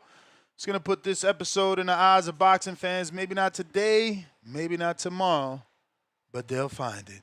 And then they'll know we take calls where we review, face-offs like today. Ultimately, preview and predict. We got Tommy. What's going on? What up, nephew? Got me? I got you. Yeah, sound better. I ain't in the I'm at home. I ain't in the truck right now. Shout out TBV. A couple calls ago, he made a good point. People be talking trash about how Tank, and I'm not making this about Tank. He just made this point that how Tank ducking all the other big names, the other four kings, and a few people felt like they didn't want the other four kings to fight each other other than them picking on Ryan. And a lot of people was calling in this show like, at one point in time they didn't want Devin to fight Shakur. They just want Devin and Shakur to fight Tank. They wanted Tio to fight Tank. They wanted Ryan to fight Tank, but they didn't really want none of them to bump heads together. Mainly Shakur and Devin. Mainly them. Who just got off the phone? Brandon, J Mac, one of the twins, right? J Mac. He was saying something about how he tried to make, if anyone ducked, it would probably he can make the case for T.O. ducking Devin back in the day. But this is how I remember it. I remember, and boxing is boxing. A lot of things are said to the fans. A lot of things are said to the fighters from upper heads. But T.O. and Devin was in that WBC tournament, correct? Yep. Okay, boom. T.O. did an interview. So and what he said in this interview came to fruition. So I believe what he said. He said, I got out of the tournament that would have ended up me and Devin at the end because I was promised beat this guy, fight for a belt, fight Loma. And that's exactly what happened. He dropped out the tournament. He ended up fighting Nakatani. Nakatani wasn't a good showing, but he beat him. His very next fight, Richard Comey for the IBF. His very next fight, Lomachenko for undisputed or king of the division, whatever y'all want to call it. So I wouldn't say that's ducking because I'm promising you a belt in two or three fights. You know, and at the time you got to understand, like, fighting for a belt or fighting another contender, that's a better option fighting for the belt. It don't matter if the contender ended up being Devin Haney, who made it to his status right now. But at the time, you're just another contender, just like me. I'd rather go for a belt, which everybody, half of the people calling the show and say belts matter. So I'm gonna go for the belt instead of just fighting that guy. Another point somebody made was when we picking these fights, and when y'all pick these fights, I love the fact that y'all going with the black fighter or Puerto Rican fighter, half black, whatever, and not T.O. But when you making your point, I want y'all to also make the You negative may points feel about like it's your Shakur as time, well, so I can understand but y'all it's and not your time. respect y'all decision better. Cause y'all say all this negative stuff about T.O., all this positive stuff about Shakur, but Shakur is not, you know, he's not perfect. So when y'all say y'all stuff, just add in some negative stuff too, just so I know you're not biased. That'll be my call, Ness. Shout out TBV.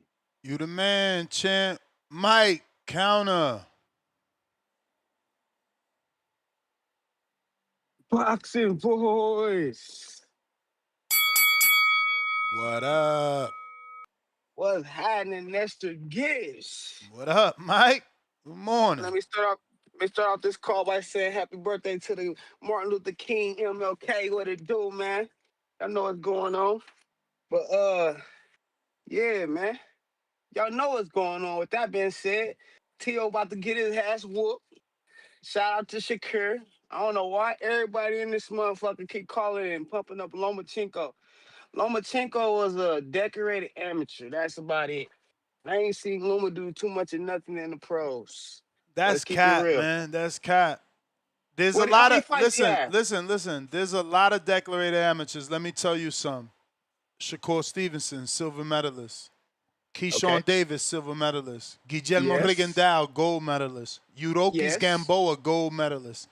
I think Laura won a gold. Okay? None of those dudes did what Loma did. None of them. Hold on. And you know what the difference between them dudes and what I'm talking about? What? These dudes still active. Loma done retired. Yeah. He didn't do shit. Cause Loma didn't do. What you mean he ain't do shit, bro? You terrible, man. You terrible. How many fights? How many fights did Loma have? I don't know, 20? 20, and we talking about pumping this dude up? 20 or 21. Yeah, bro. Yeah. In his second fight, he fought a world championship fight for 12 rounds for the fucking belt. Hey, what was Crawford doing in his second fight? Hold on, that's a perfect cherry, bro. No, that's not a cherry. That's not a cherry. He lost that fight. And guess what? I picked Salido to beat him in that fight. Because I said, ain't no fucking amateur jumping up there to beat Salido. You know what this is? 12 rounds with Salido?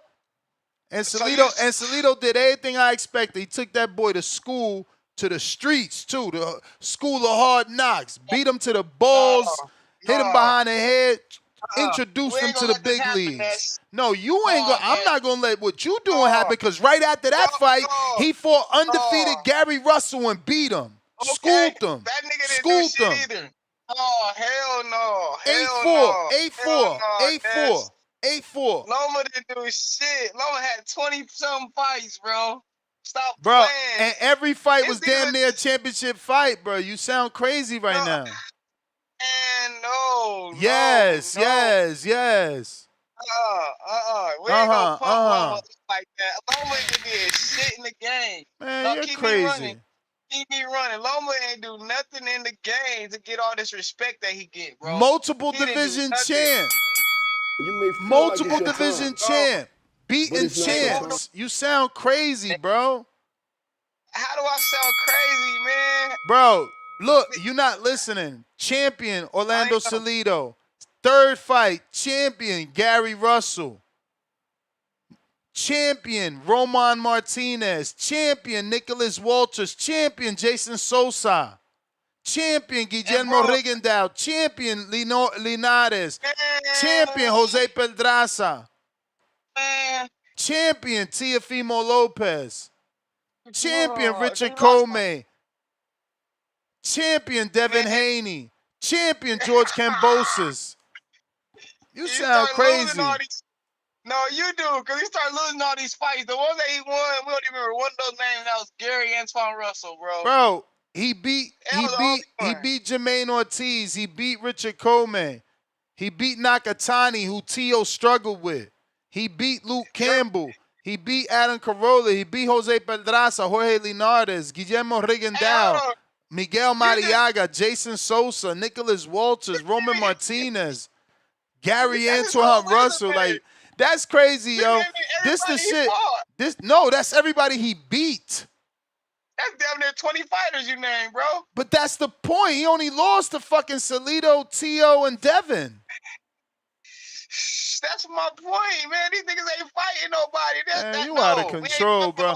This is where the world got the game fucked up with this sport. A motherfucker can have 20 fights, and out of 20 fights, maybe 7 of those fights is contenders. 7. My boy, man, y'all, you terrible, man. My nigga talking about he ain't fought nobody. He 42-0. Yo, that's the point. He 42-0.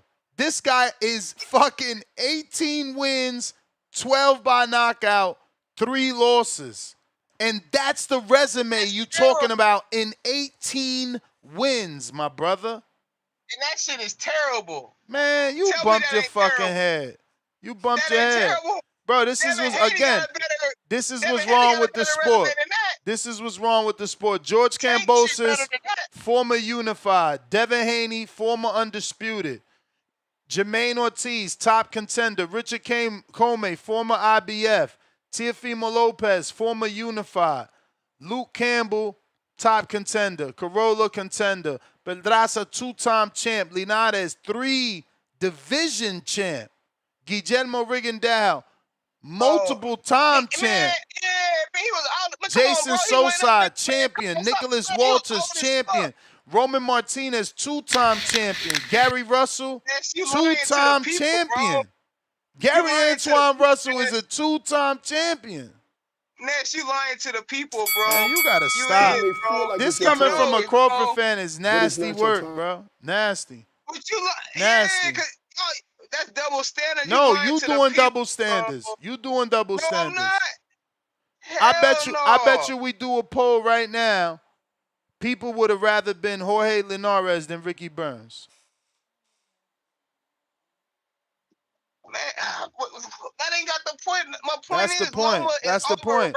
That's the point. No, you trying to make him overrated, but somehow Ricky Burns is world class. I gotta go.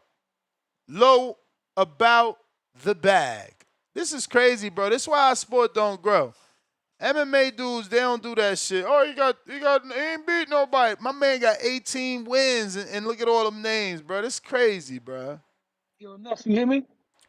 Yeah, I hear you, champ. What up? Yo, this is my first time calling through Discord, man. Yo, Mike is a good caller for entertaining, but his boxing knowledge is disgusting. You need to have a new award for Glazer of the Year. Now, with that being said, as far as Tio and Shakur, whoever wins, Shakur, if he wins, I will put him top 5 because his resume is not deep enough. If Tio wins, I will put him top 3, top 2. Based on the depth of his resume, he will be the only active fighter that would have 3 current pound-for-pound fighters on his resume at the time when he beat them. When he beat Lomachenko, he was top 3 pound-for-pound in his prime. When he beat Josh Taylor was between 7 and 10 on some lists, pound-for-pound. Shakur Stevenson is pound-for-pound on many lists right now. And the thing is, he's doing this to guys that are in their prime. This is something that we haven't seen. I know it sounds a little crazy what I'm about to say right now. If Tio beats Shakur and continues to fight and beat guys in their prime, this is Sugar Ray Leonard type of stuff. But Sugar Ray didn't have the most fights. He didn't have 25 world champions like Floyd, right? But the quality of his resume surpasses the depth. Because the guys that he beat in Benitez, Duran, Hagler, and Hunt, for the most part, they were in their prime or close to their prime. You feel me? That's something that a lot of fighters don't do. Even Canelo when he beat Triple G. Triple G was a top 5 pound for pound, but a lot of people say that he was somewhat slowed down. He wasn't in his prime. He never performed to that level after Canelo had beat him. When Teo beat Lomachenko went on to destroy Comey. He destroyed Nakatani better than Teo did. And in a lot of people's eyes, some people out there feel he beat Devin Haney. So that was a win that aged very, very, very, very, very well. You know what I mean? So this is and plus it will be the first official fight from the Four Kings because we haven't had one yet. You know, Tio Shakur is the first one, and then eventually Devin. I would have to respectfully remove Javante Davis off that list and put him more on the Jake Paul / Butterbean / Kimbo Slice tier. And it's a shame because he's a tremendous talent. And yeah, man, this is a great fight. I could see where Tio could win this fight. People are really sleeping on him. They're talking about Tio like he has no chance, even if he were to lose again, because in boxing, wins and losses do happen. He's not the kind of fighter that's going to get whitewashed. I mean, you don't do that to those type of fighters. We're looking at a combination of pretty boy Floyd Mayweather, Roy Jones Jr., and the prime Hector Camacho when we look at Teofimo Lopez. So regardless of who wins this fight, it's not going to be a whitewash. It's not going to be a wipeout. If it's a wipeout, if Tio wipes Shakur out, I'm placing him number 1 pound for pound. If he does him the way Roy Jones did James Toney, I'll put him number 1. If he beats him in a good competitive fight, I'm putting him respectfully number 3, or maybe number 2. Definitely over Inouye because Inouye hasn't fought anybody to that level. So my boy, round 1, I'm sorry to say that, but Tio is way better than Inouye. If they were in the same division, he will wipe the floor with Inouye. And then let's talk about Keyshawn Davis versus Jermaine Ortiz. That fight can go one of two ways. If Jermaine Ortiz fights Keyshawn Davis bold like he fought with Lomachenko, I could see Keyshawn stopping him. But if Jermaine Ortiz goes in there and respects his power, then it could go 12 rounds with Keyshawn, chasing him around the ring like what Teofimo did. Because I've never seen Keyshawn cut off the ring neither. You know what I mean? But yeah, man, this is the fight of the year. As far as the build-up goes, both of these guys are very respectful of each other's skill set. There's no disrespect. There's no trash talking. And then, like I said, this is something that we haven't seen since the 80s. These guys are both in their prime. They know what they're facing. And this is going to be a high-speed chess match. But I think Tio is going to mix up some boxing, which is something Shakur's never been in there with someone that can counter. Tio's been in there with 2 guys that run already. So he's gotten that experience. Hopefully he learns from that. So he doesn't have to chase Shakur around the ring. He's the champion at the end of the day. And we already know Turkey doesn't like the running style. So if Tio stays in the ring and goes tit for tat with Shakur, I could see him getting the better of those exchanges with his speed and his athleticism. And then if Shakur feels the power and goes in the back foot, sometimes Shakur can overcommit to movement to the point where it could turn off the judges. And that's when Tio can patiently come forward, try to use the jab, get Shakur along the ropes, and fire in combinations. Because Shakur does have great defense, but he does get clipped sometimes and his head is in the air. And yeah, the combinations are still around, a la Sugar Ray Leonard, like what he did to Floyd Sr. So I got Tio winning this fight, and I'm very confident about it. And I can't wait because a lot of people are going to be eating crow. The whole boxing world hates this man to the point where they don't even want to promote the fight. You know what I'm saying? And by doing that, they also hurt Shakur's brand because Shakur deserved that type of exposure, the promotion of Tio, but they don't promote the kid. I don't know why. Maybe because of the things he said, maybe other things that he said, which I'm not going to get into. You know what I mean? He didn't want to sell his soul, whatever the case may be. They're looking that way. They didn't promote the Josh Taylor fight. They're not promoting this fight. My goodness, this is the biggest fight that Turkey's put on since Turkey's been the most important fight. This is a 4-king fight, bro. And Turkey's not promoting this fight. They did all those dramatic commercials for the Ryan Devin Teo card. They did all those commercials, them theatrical commercials for Tyson Fury, for Bivol, who can walk in the mall and nobody won't even know who he is. But they're not going to do that for two of the kings, American fighters, man.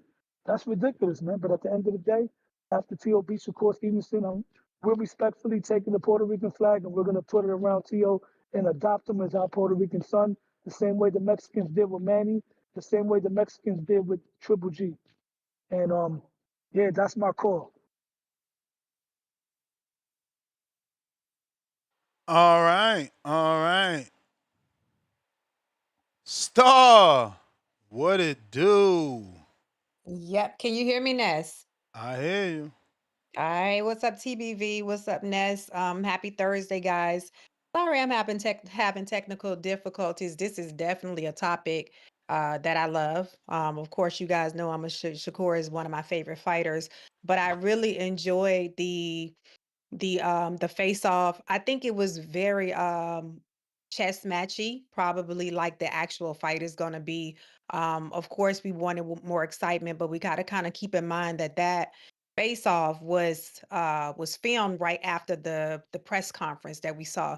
And I kind of think that the energy of the press conference is almost like Tio is really like with his trolling antics, is almost like Shakur really don't know how to take it. You know, if you guys can remember the comment that he made about about his genitals and stuff like that, Shakur was kind of laughing and kind of didn't really know how to respond. So is weird because even during the face off, the comments that Tio was making, it seemed like Shakur didn't know whether he was troll. Like it's like he's not looking at it as trolling. He's kind of taking it serious and really trying to respond in an organic way. And is kind of it's strange looking at it because for me, you know, and I'm sure for a lot of other people, they probably thinking, okay, he got to know Tio's trolling, but it's almost like he's confusing Shakur. So I'm hoping that by now Shakur has kind of gotten a little more, a little more, what can I say? A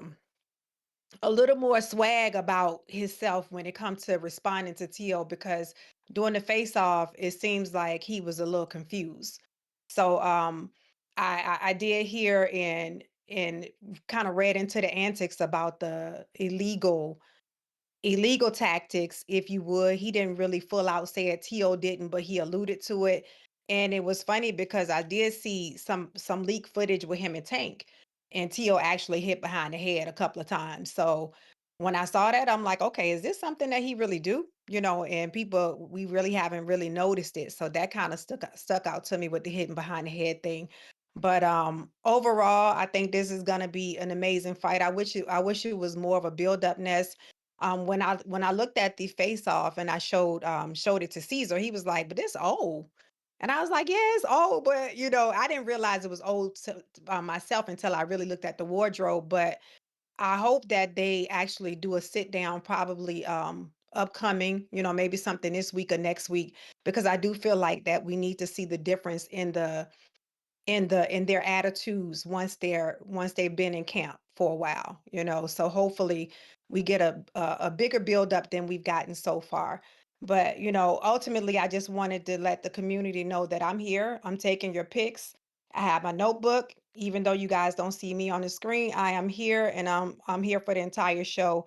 So if you guys want to give your picks on any of the fights, I'm taking your picks for all of the fights. All right. That's pretty much what I wanted to let the community know today, but I'm here.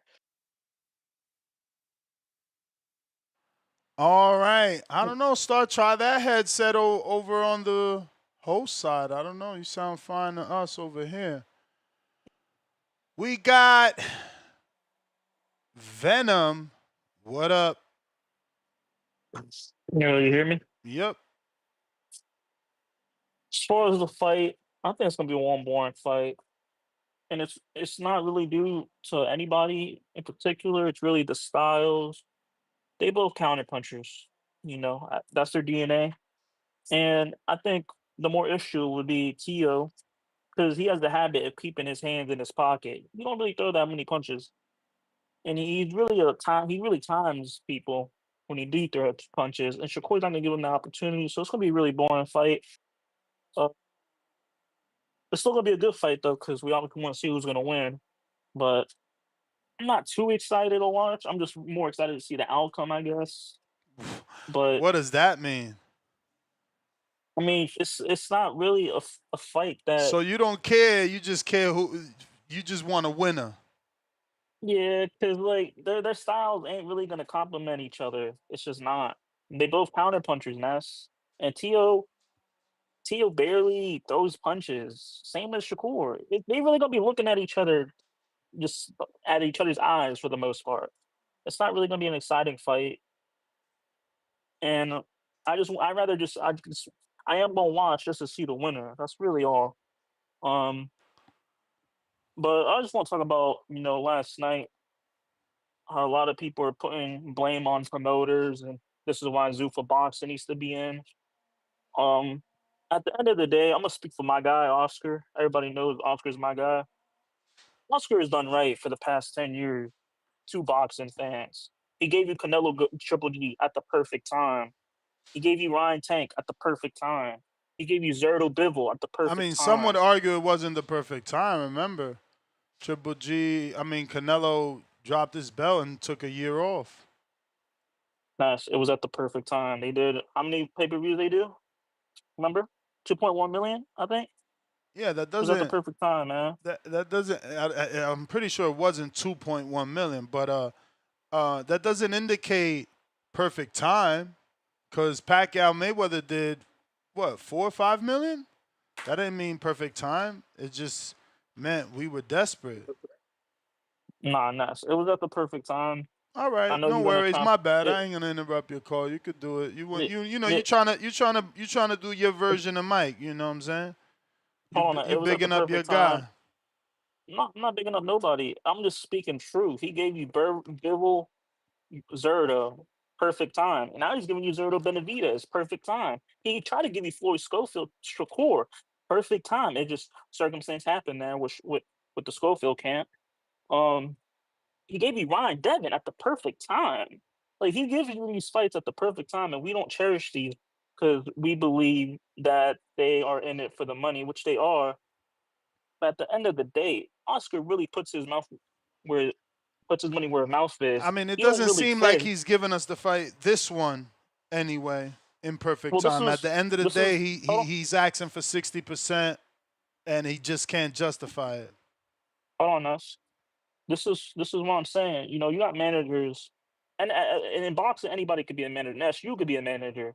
You can manage one of these Border Wars fighters and who turned pro. Anybody could be a manager these days in boxing, at least.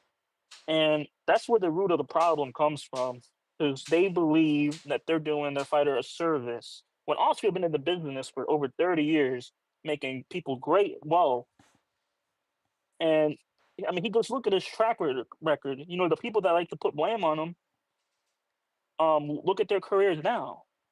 Where are they? We don't know. At the end of the day, you see Ryan Garcia. He's happy once again. He's getting another opportunity with Mario Barrios, another pay-per-view fight. World champion. Oscar did that. If it wasn't for Oscar, we wouldn't see Ryan in this fight. So I just want to put respect to Oscar's name. You know, he really is for the people. Um, and yeah, that's really it. I will have no Like I issues with what you're saying if you just don't use the phrase perfect time. Right You time, may good feel like it's time. your time, Perfect time seems but it's crazy. not your time. But because it was a good argument, it was good stuff there, good stuff. Some of those fights, he did, put Zurdo in with Bivol. That was a good fight. And it was early where he knew, that was a tough fight for Zurdo. It's Tito Vos, $10. Nez, do a monthly poll. Hater of the month, I nominate Omaha Mike. 4 laughing out loud emojis. Dennis.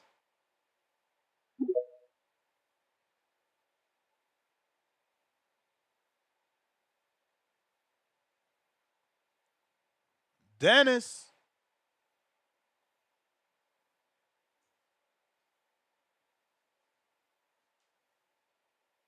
Gotta unmute, Dennis. Maybe you was just listening. Gotta unmute. Dennis. Dennis.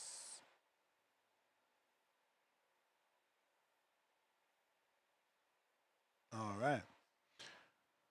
We got Huang in Houston. Yo, yo, yo. Yo. Yo, yo. Hold on, let me lower my other phone. Man, Ness, what's going on? Is this the grumpy voice? The never satisfied voice? Like, what's really going on, man? Like, Yeah, these callers, bro, they tough today, bro. yo, it's straight negativity. I'm like, yo, what's going on? Like, this is great, you know. And then like, there's no promotion.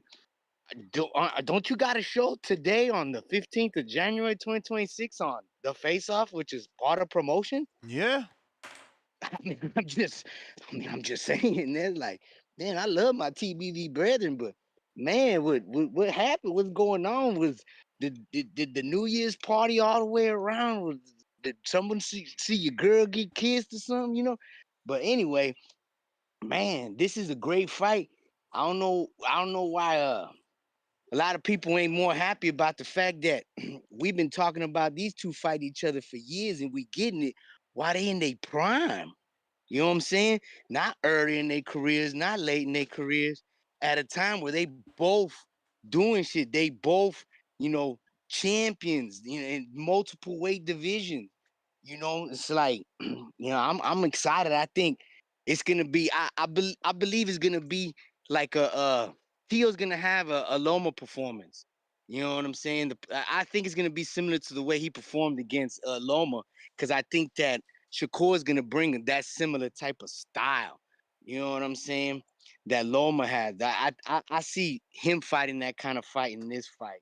In the earlier, I think it was you or somebody was saying something about the way Jermaine, the way he's gonna take this, the style he brings this time is really gonna determine. I agree, man, because man, we can't get those I'm gonna try to be, you know, real super freaking skilled. You know, some people think that's what he should do. I don't think so. I think Jermaine's got to bring something different this time.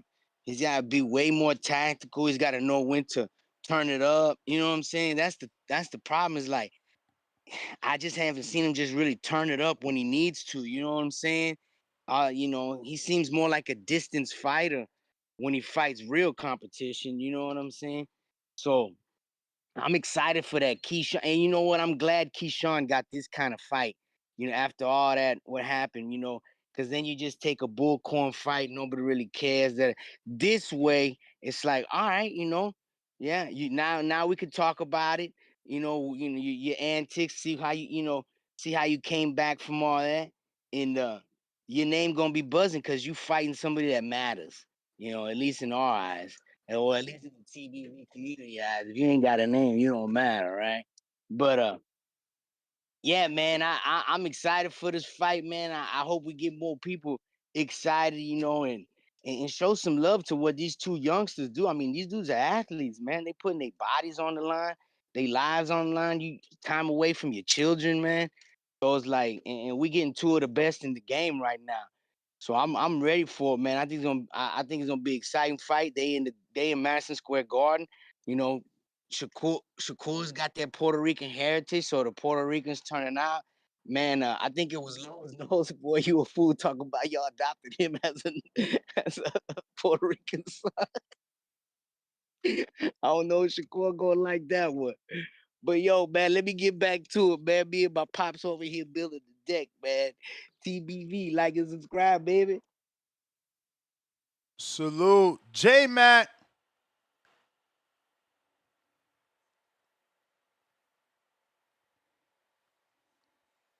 Yo, can you hear me, Nuss? We hear you.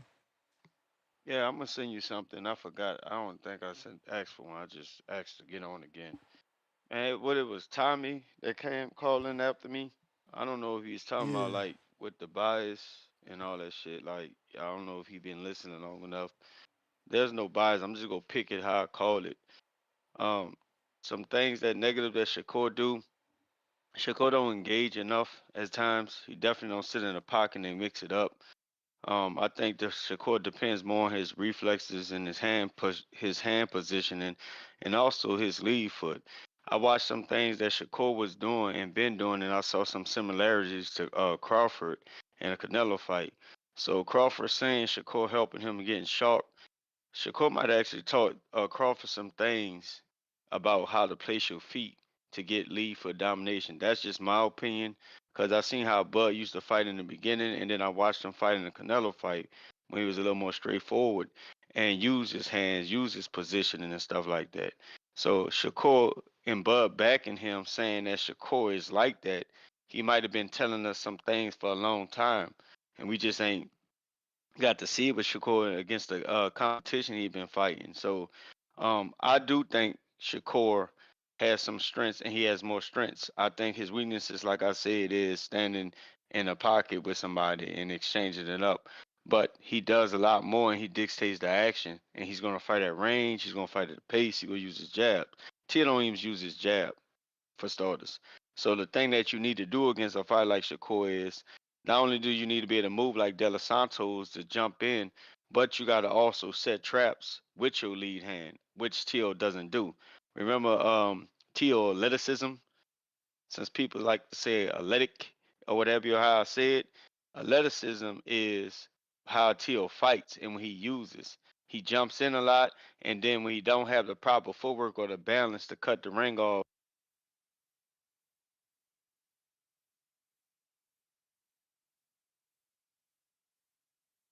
J-Mac, hopefully he got a call and I ain't lose service again. J-Mac. yo, can you hear me? Yes. Yeah, I had a phone call. All right. Nah, Tio does it. He depends more of his athleticism, and that's what he does. He does good. All this comparisons to Sugar Ray Leonard and all that. Tio is and Roy Jones. Like, please, man. Lowe's knows boxing been calling in, pumping Tio, and he just want Tio to be in that spot. I'm not saying Tio ain't no great fighter. I'm saying Tio is a very good fighter. I think he got the competition to prove it, and I don't think he's just gonna beat the top guys like Devin. I don't think he'll beat a Shakur. I just think when it come down to fighting and strategy, I don't think Teal has that strength. I'm not saying he can't get no wins. I'm not saying he can't beat nobody. I'm saying he's gonna lose the better strategists. And Shakur, and the fact that Teal don't have a jab, and he doesn't use his jab, and he too depends too much on his others. That means he don't have the timing, the foot placement, or the balance to set Shakur up in the proper way where Shakur feel like a threat or feel like he needs to engage more. And until Shakur get a fighter that can cut the ring off and make him think strategy and trap him into fighting, then you'll see Shakur continue beating these guys. But none of these guys have it. Devin don't have it. Tank don't have it. Teal don't have it. Like none of these guys have it. Gary Russell may have the pressure, but he don't have the boxing ability to make a Shakur feel like, oh shit, I gotta stand here and fight. And until Shakur get in front of somebody like that, then you're gonna continue seeing a lot of people smacking their teeth, saying he's boring, saying he's running and all that. Like I said, Shakur is more superior. Like I can make up some shit for Tio, bro. He just don't have it to beat Shakur, and that's all I'm saying. That does not make Tio not a good fighter. That does not mean Tio not can't beat no good names. He just don't have what it takes to beat Shakur. That's my call. All right. J-Mac in the building. We got Chad in Canada. What up?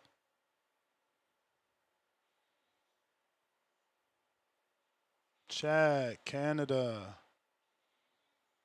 Are you with Hey, us? Ness, you got me? I got you. Okay.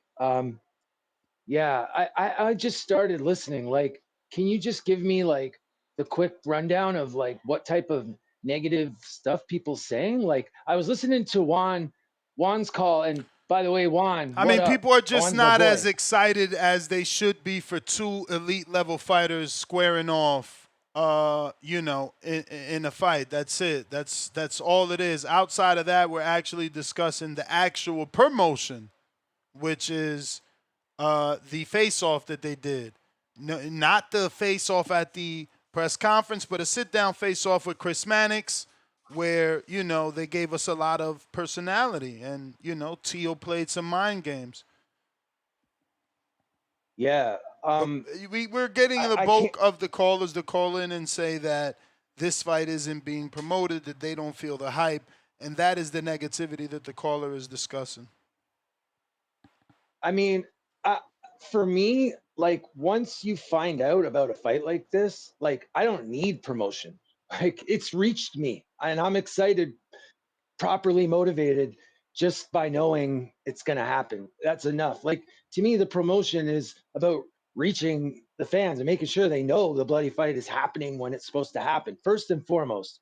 As far as like, these face-to-face media things, to me, that's something totally different. It falls under promotion, but like how that goes doesn't, for me personally, one way or the other. It's entertaining and stuff, but I'm focused on fight night. And I want to say the last caller made some interesting points. I didn't agree with everything he said, but I liked his call. I just want to say that I feel like Norman Jr. versus Haney. I feel like the biggest issue for Norman Jr. was that he was not able to control the fight. He was not able to implement his fight. Okay. Haney prevented that. And with the experience Norman had up to that point, and with the experience his corner had up to that point, I think they really just didn't know how to respond. I don't think it was so much a problem with skill, more with strategy almost, and keeping Junior confident. Now with Tio, I disagree with the last caller. I feel like Tio does have the ability, and we know that they've got some good minds in their corner to come up with a strategy. I do think Tio could be the one. And the question for me, as great as Shakur is, as great as his corner is, how will Shakur respond if someone can actually get over on him, catch him with that shot, corner him, put that pressure on him, like catch him in that moment where his focus is just a bit faded, like if someone can do that, I'm really curious to see how Shakur handles it and responds. Everyone assumes that he's got the answer for everything, but there are some situations he doesn't have a lot of experience in. Again, Shakur is another one who's used to jumping in the ring and basically controlling the night. The fight is on his terms for the most part. I think Tio can bring that. Now, the main problem, of course, everyone keeps going to is his footwork and cutting off the ring and all these types of things. I mean, we'll see. We'll see what happens fight night. But it's super compelling, super interesting fight. And as far as the promotion goes, I don't know, Ness, like, what do you think? Like, I've seen some stuff out there, but I can't really judge it overall. Like, do you think they're reaching at least boxing fans, proper boxing fans? I mean, if anything showed us the Sabril fight that, New York boxing fans are going to come out their last minute, but this fight has already sold over 10,000 tickets. So I think, it's just not a Tank Ryan that's going to have build up before the fight. It's going to be one of those fights that we appreciate while it's happening and once it's done. Wow. I thought it would have been more appealing to a bigger audience, but you know what? I'm fine with it, like being a treat for the hardcores, or however you want to look at it, for real boxing, for just boxing fans, period. Not real, just, casuals. Everyone's going to want to watch it. I think it's great. But this type of fight should be reaching more people, right? Like, assuming it goes even half as interesting as we know it can be. I feel like this is the one that casual eyes should be on. It's a shame that they can't. I don't know. And you're right. Is it the appeal of, like, what does make the difference from Haney Norman Jr. to this fight? Do you think, Ness, in terms of appeal? Like, it should be the same, roughly. I mean, Haney Norman Jr. had the fathers, and obviously the vulnerability in Haney is what sold it. He's fighting a puncher, and in the eyes of the casuals, he was a vulnerable fighter. He was chinny to the casuals. Yeah, you're right. It was a good story there, but you're totally right about the fathers too. I got to run, Ness, but I just want to say, with all the talk about Norman Sr., there it is, man. Norman Sr. was doing what he felt he needed to do, and Bill Haney too. I personally like them both in the sport. I like what they do and what they bring. People get annoyed or whatever, but you got to remember, like, look at what he did. Look at how they pumped that fight up, and months out, and people was talking about it the whole time. It was like the thing on people, boxing fans' mind, pretty much the whole time, 4 or 5 months, whatever it was. It's impressive. They did a great job. Yep. Okay, man, I gotta run now. I'll go back to listening, Ness. Thanks, man. All right. Dennis, trying you again.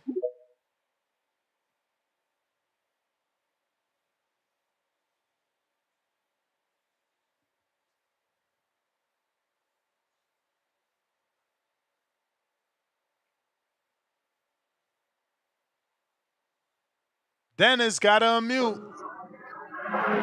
Yeah, hello? Yep. Hold on, give me 1 second. Yeah, my bad. I ain't trying to throw off the groove of the show. Fucking, who was it? I forgot what it was now. Was it Loma? Yeah. What the fuck? I think it was Loma. I think Mike the one who made me call in about Loma. That's what, was it Mike or Loma? Yeah, it got to be Omaha Mike. Yeah, he threw me off with that shit, bro. He a funny ass caller, but it seemed like ever since Terrence Crawford retired, he just like a nuisance now. Like, bro, he's a nuisance, Called him a man. nuisance. That nigga's a nuisance, man. I don't understand him. Like, how the fuck is you gonna say Loma didn't do shit in boxing? And the only thing he ever did was fought at the championship level. His whole career is nothing but championship level. Even his first fight was championship level, even though it was like for Intercontinental or something like that. But how the hell is you gonna say Loma didn't do shit in boxing, bro? Nobody's ever did what Loma did ever.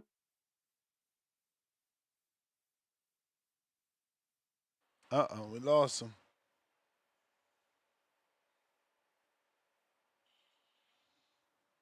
Bust him up. Bust him up.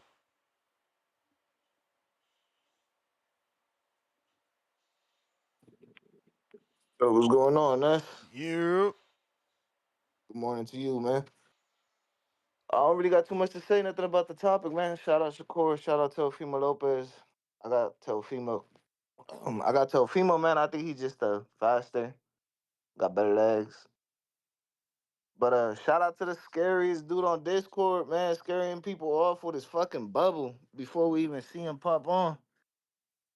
Can't even go to work without motherfuckers bugging. Just know we working, man. We working. I hope you didn't drink too much yesterday, man. I know it was your birthday. I heard them hangovers hit more after it's like 26, 27 years old. Other than that, I don't really got too much to say, Ness. You know. What you talking about, champ? What you talking about? Man, I'm talking about K Banger, man. He talking about, oh man, you know, Bust him up was on the Discord. As soon as I hopped on, he hopped off. How the fuck I'm gonna know you gonna hop on if I'm already in here? Then you know, shit get busy at work. I get back to work. Hear dude talking this bullshit. Man, he was scared. Scared of what? Your bubble? The little bubble on Discord? What am I scared of? Like the little Discord bubble? What the fuck? Like, come on, man. You seen Relax. that pad work I played? Yeah, I seen that pad work, man. We ain't worried about shit, man. We ain't worried about shit. I don't know why you never sweaty in them videos. That's what I do see. Why you never sweaty in your workout videos, bro? You saying he ain't What you going getting your hard enough? what you getting your film on before you get to work in? Let me see you tired. Let me see what you look like when you tired. We both gonna be tired in there. Let me see what that dog like, man. Let me see what that dog like. He talking about, yo, he didn't call in last week. Your whole call was about my chat, champ. I told you we gonna bang, man. You talking about we gonna box, we gonna bang, bro. Make sure that cardio right. Make sure that cardio right, man. That's all I'm worried about. Make sure that cardio right. Make sure you don't bring 20 haters. Make sure you bring people that gonna be fans after, man. I'll sign a couple autographs for your people. Hey, yo. Other than that, man, better go get my work in, Ness. Salute. Y'all go Bust have a him good day. up. Bust him up. You said you was stopping that chubby way to pick up a strap. Might as well, right? Might as well. Might as well. He You- talking about, man, I'm gonna take good care of it. You can have the belt after I get it, man. You can have the belt after I get it. You talking about you gonna stay 2-3 fights? You can have it after I get it, man. Damn, so you one Other and than that, done with it? You one and done with it? No defense? only person I defend with is the most famous person in chubby weight, man, Super Max. Ah, That's the he only person ducking that give all me. the work. Come on, man. Come on, man. Only person I defend with. I'm gonna Right. get it off this dude, and then I'm gonna just chill, man. See what happens. You said June, the next one. Yeah. We only gonna get better. Other than that, hey, happy late birthday to K Banger. Out here. Hopefully he enjoyed that steak. Hopefully he enjoyed that steak.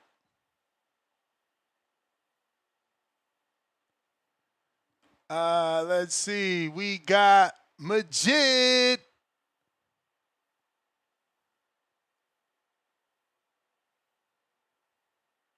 Yo, what up, Ness? Everybody need to like the video, subscribe to the channel, join YouTube members and Patreon for something. Shit, as soon as I jump on, I hear people talking about, oh, it ain't whatever the fuck, like they ain't advertising enough and everything. For one, everybody on this motherfucking panel is boxing geeks. We are not the casuals, even if y'all in the chat, whatever, the people calling in, and damn sure the people we were in the back call, we like boxing fanatics, like not normal, you know.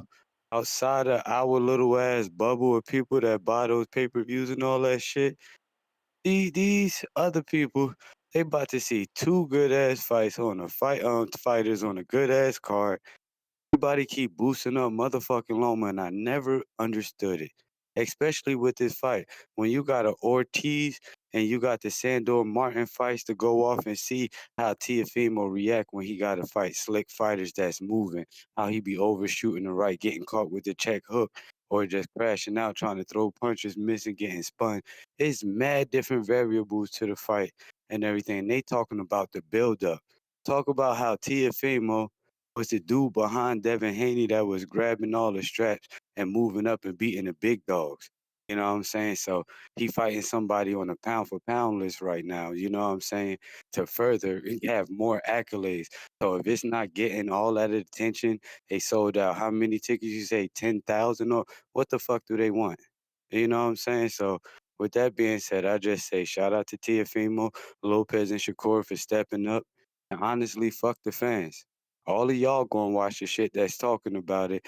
And it's just more fucking boxing circles that's gonna watch it. So as far as the build up, I don't know what the fuck is on ESPN or what they be saying, but I'm calling Captain this. It's just a good ass fight, and they trying to find negative shit to say about it when it's a good ass scrap. And that's a point blank period. So tell them to put their money down on a smart place, get y'all bets right, get y'all picks right, and see y'all after the fight. But y'all gotta stop finding stuff to complain about. This a good plate of food to eat. I'm out, yo. All right, Majid. We got Gallo Fino. Trash Robise made Shakur cry. He crying again. Shh. Emoji. C Dub.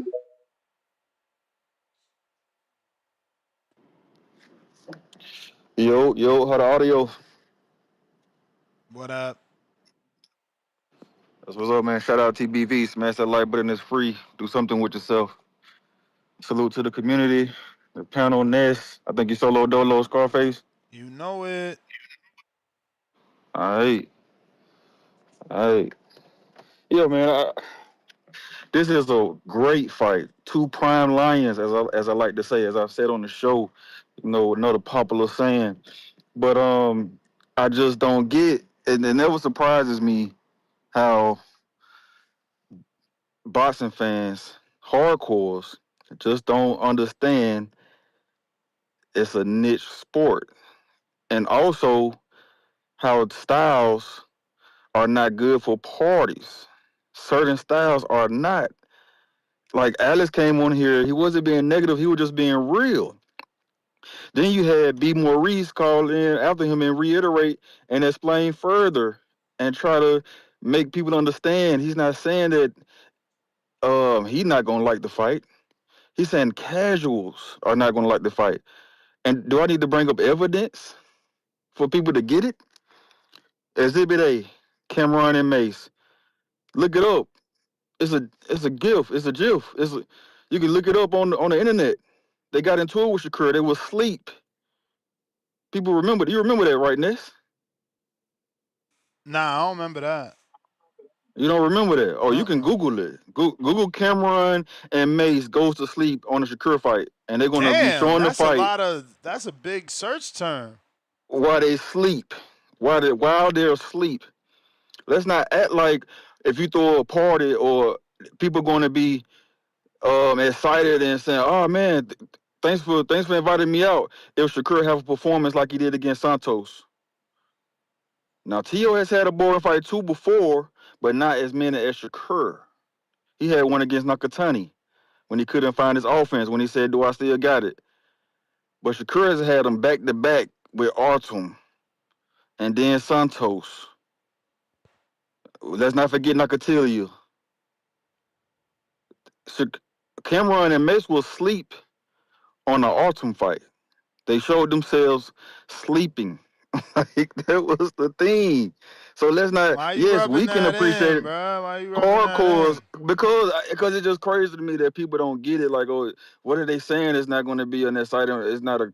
It could be a possible. It could be a good possibility, a high chance that it can be a masterclass boxing match where it's hit, not get hit from both sides, or Shakur can be able to dictate what the exchanges are going to be and do the leap back, the Koki defense that he had against Santos because he don't want to be in the exchange with Tio like he was with Zepeda. He's not going to do the same fight strategy like he had with Zepeda and like he had with Patley So what are you because he's saying? fighting a You different saying it's skill. gonna be a boring fight? This what you It saying? could. It's a high chance. It's a high chance.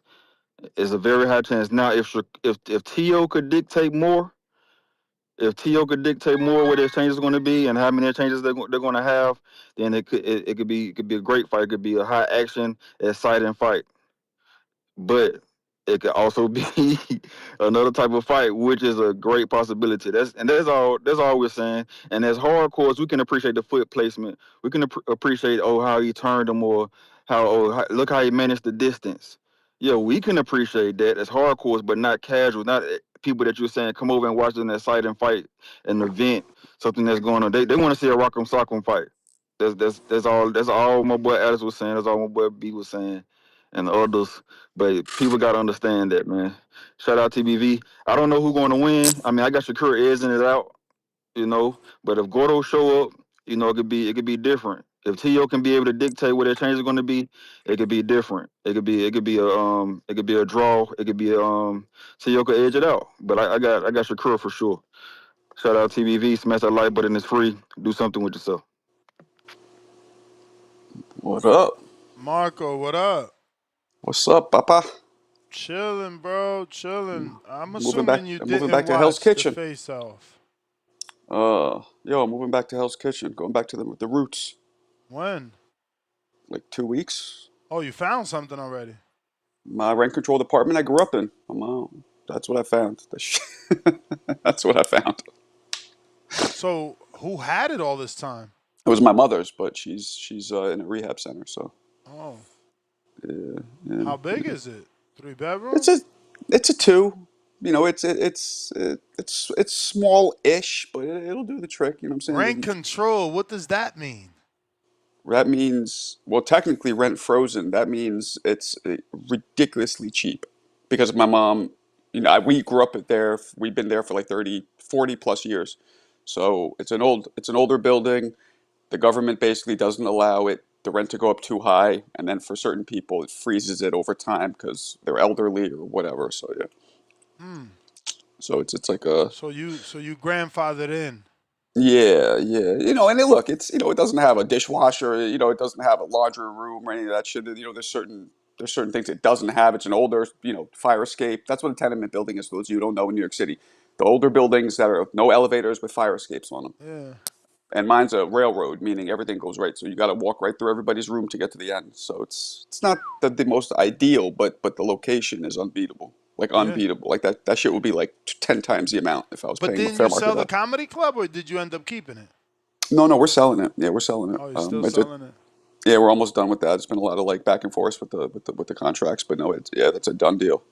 Yeah. Oh, But finally. Congrats then. Congrats. thanks, man. But I'm And starting to get back into to that. Hell's Kitchen, back to your Like roots, huh? the roots. I'm How's starting your to get into wife feel box. about that? Because now you're bringing the kids. She's not happy. She's a Westchester girl, but she also knows like it has a lot of positives. You know what I'm saying? Like a lot of opportunity for business. Like I'm gonna be training people at Gleason's. I'm gonna be training people at Trinity. I'm Wait, already what kind of training? boxing. So now you're doing boxing training? Partially, yeah. I got a bunch of people. A lot of my followers were requesting it, and I'm just like, I'm gonna do a class. So I'm gonna have people sign up, pay a fee, and then I'm gonna do a class. I'm gonna start by doing a guaranteed to increase your punching power class. So I'm gonna start by Whoa. doing shit like that. Yeah, I Whoa, got some. whoa, whoa. That's crazy. Cliff is gonna flip out when he hears this episode. Cliffs can come down. Cliff's in isn't he in New You York? Where's he know, from? Cliff wanted to be your first loyal pupil, and you banned him from the dojo. Nah, when I talked to him, he was just like, you remember me? He was punching on teddy bears. Come on, but Yeah, he wanted you yes, to guarantee to increase the punching power for sure. I could do that. But yeah, so that I mean, that's not all I'm going to be doing, but that's definitely I've gotten a bunch of requests from my community to do that for my followers, so I'm going to do it for now. That's partially what I'm doing. And you're gonna So be doing this at Gleason's. Gleason's, maybe Trinity. You've heard of Trinity, right? Nah, is it not in Uh, Queens? Nah, it's in it's right near Church Street. It's in the financial district. It's right down there. Peter Uh, Quillen trains out of there. So does John Duddy. They're both trained out of there. is Peter still in the gym? Get out of here! I thought he moved to New Jersey.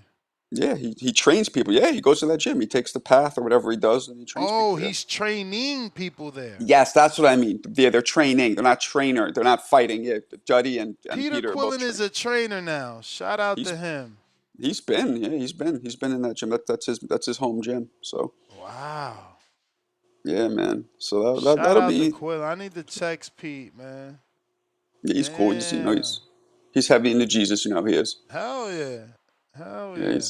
Nothing he's wrong with heavy into that. Jesus. But yeah, so it's dope. Yeah, I mean, there's so much opportunity. I'm doing a bunch of other things too. I'm still doing some stuff with I mean, he comedy. I'm got gonna. testimony, man. Uh-huh. Bro, he's from Uh-huh. like Michigan. Grew He's up in from Brooklyn. he grew up two doors down from Floyd Mayweather, I believe.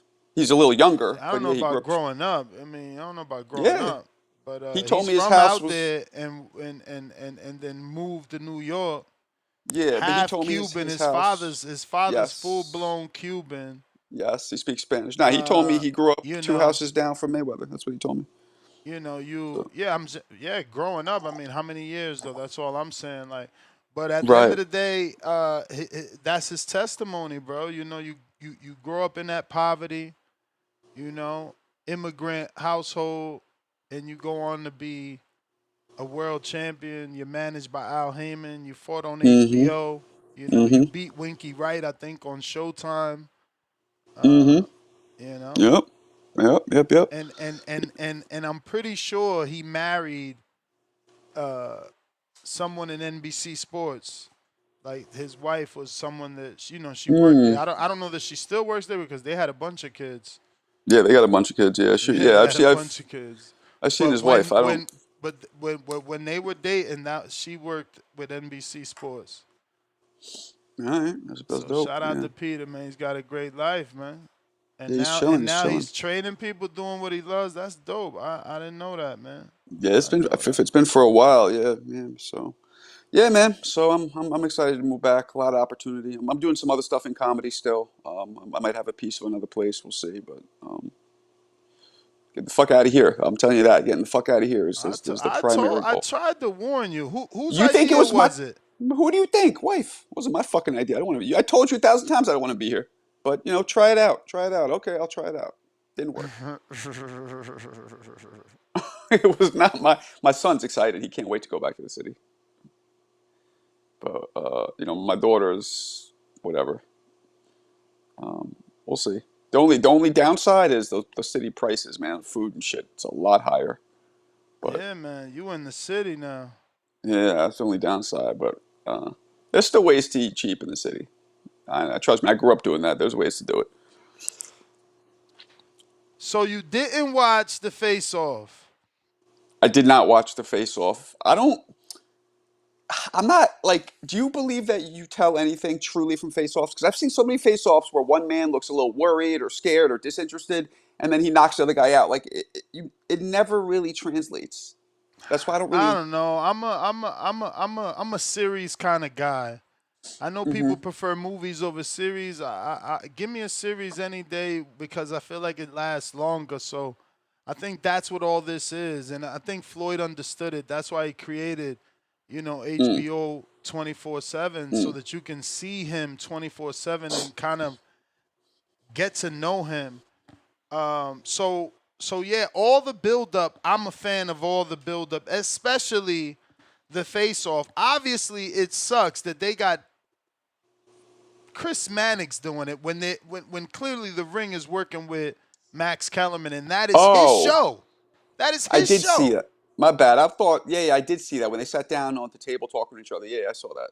Yeah, of course. Okay. I didn't. I wouldn't call that Anything face stick off. out? I mean, that's what it's called, face off. Yeah, no, I guess it is. Yeah, I think face off is more when they get in front of each other. Like, Yeah, I don't not know. the press conference face off. The sit Yeah, down yeah, face off with Chris yeah, Mannix, Shakur, yeah. And I was Teofimo. hating. I was hating, but like I was like I should be the one asking these questions, but whatever. In due time. Um, Tio looked a little. Uh, he was. I don't know. It was like he cared what not Tio. Excuse me. Shakur cared what Tio thought a little too much. It seemed like to me. I could see You know what I'm that. saying? I could And see I don't know that. what, and that might mean nothing. You know what I'm saying? But yeah, that's one thing that stood out. It's like, why do you care what, and Tio seemed a little more kind of cool, calm. But again, Tio's a performer. Yep. You don't know what he's really thinking. Yep. He gave me Ryan Garcia vibes. Mm, yeah, yeah, Just yeah, not as yeah. crazy, Ryan was out there. He was erratic with it. But Tio gave me those Ryan Garcia vibes. He was very controlled. Who are you picking? Do you have a select? Did you select somebody like 100%? Who you think's going to win? Yeah, I mean, Shakur is the obvious pick, bro. He's a minus 295. Yeah, yeah. Tio's a But plus 250. to me, it comes down to hand speed. If Tio's hands are faster than Shakur's reflexes, I think Tio could win.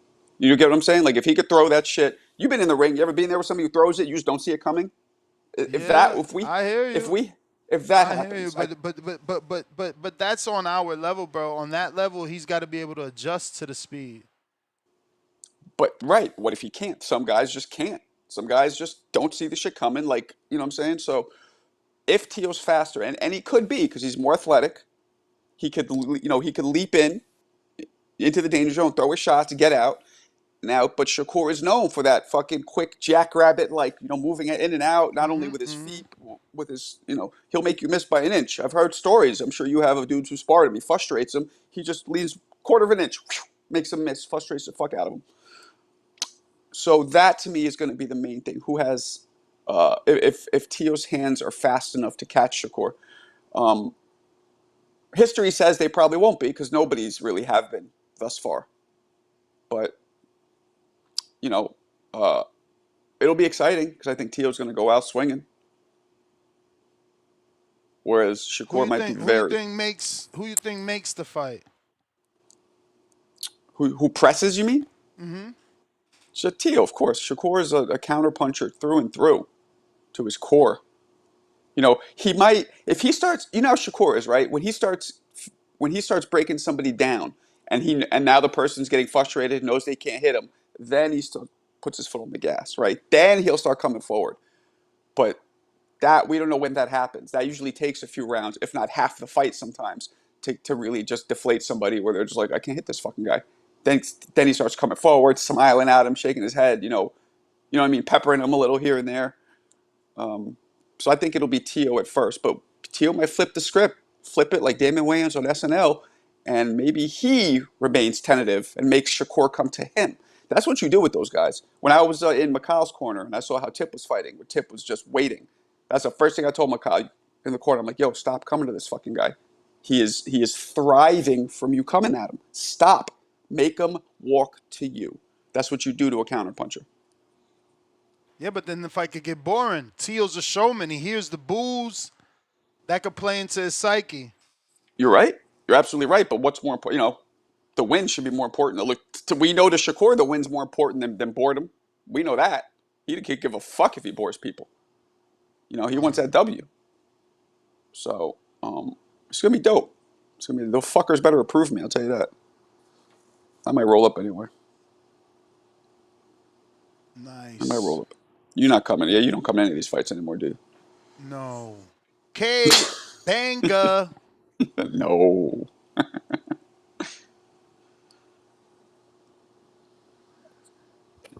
Hey, Ness, you hear me? Yep. Hey, bust them up. Pulled up. That's what I wanted. There you go, baby. Call into the show.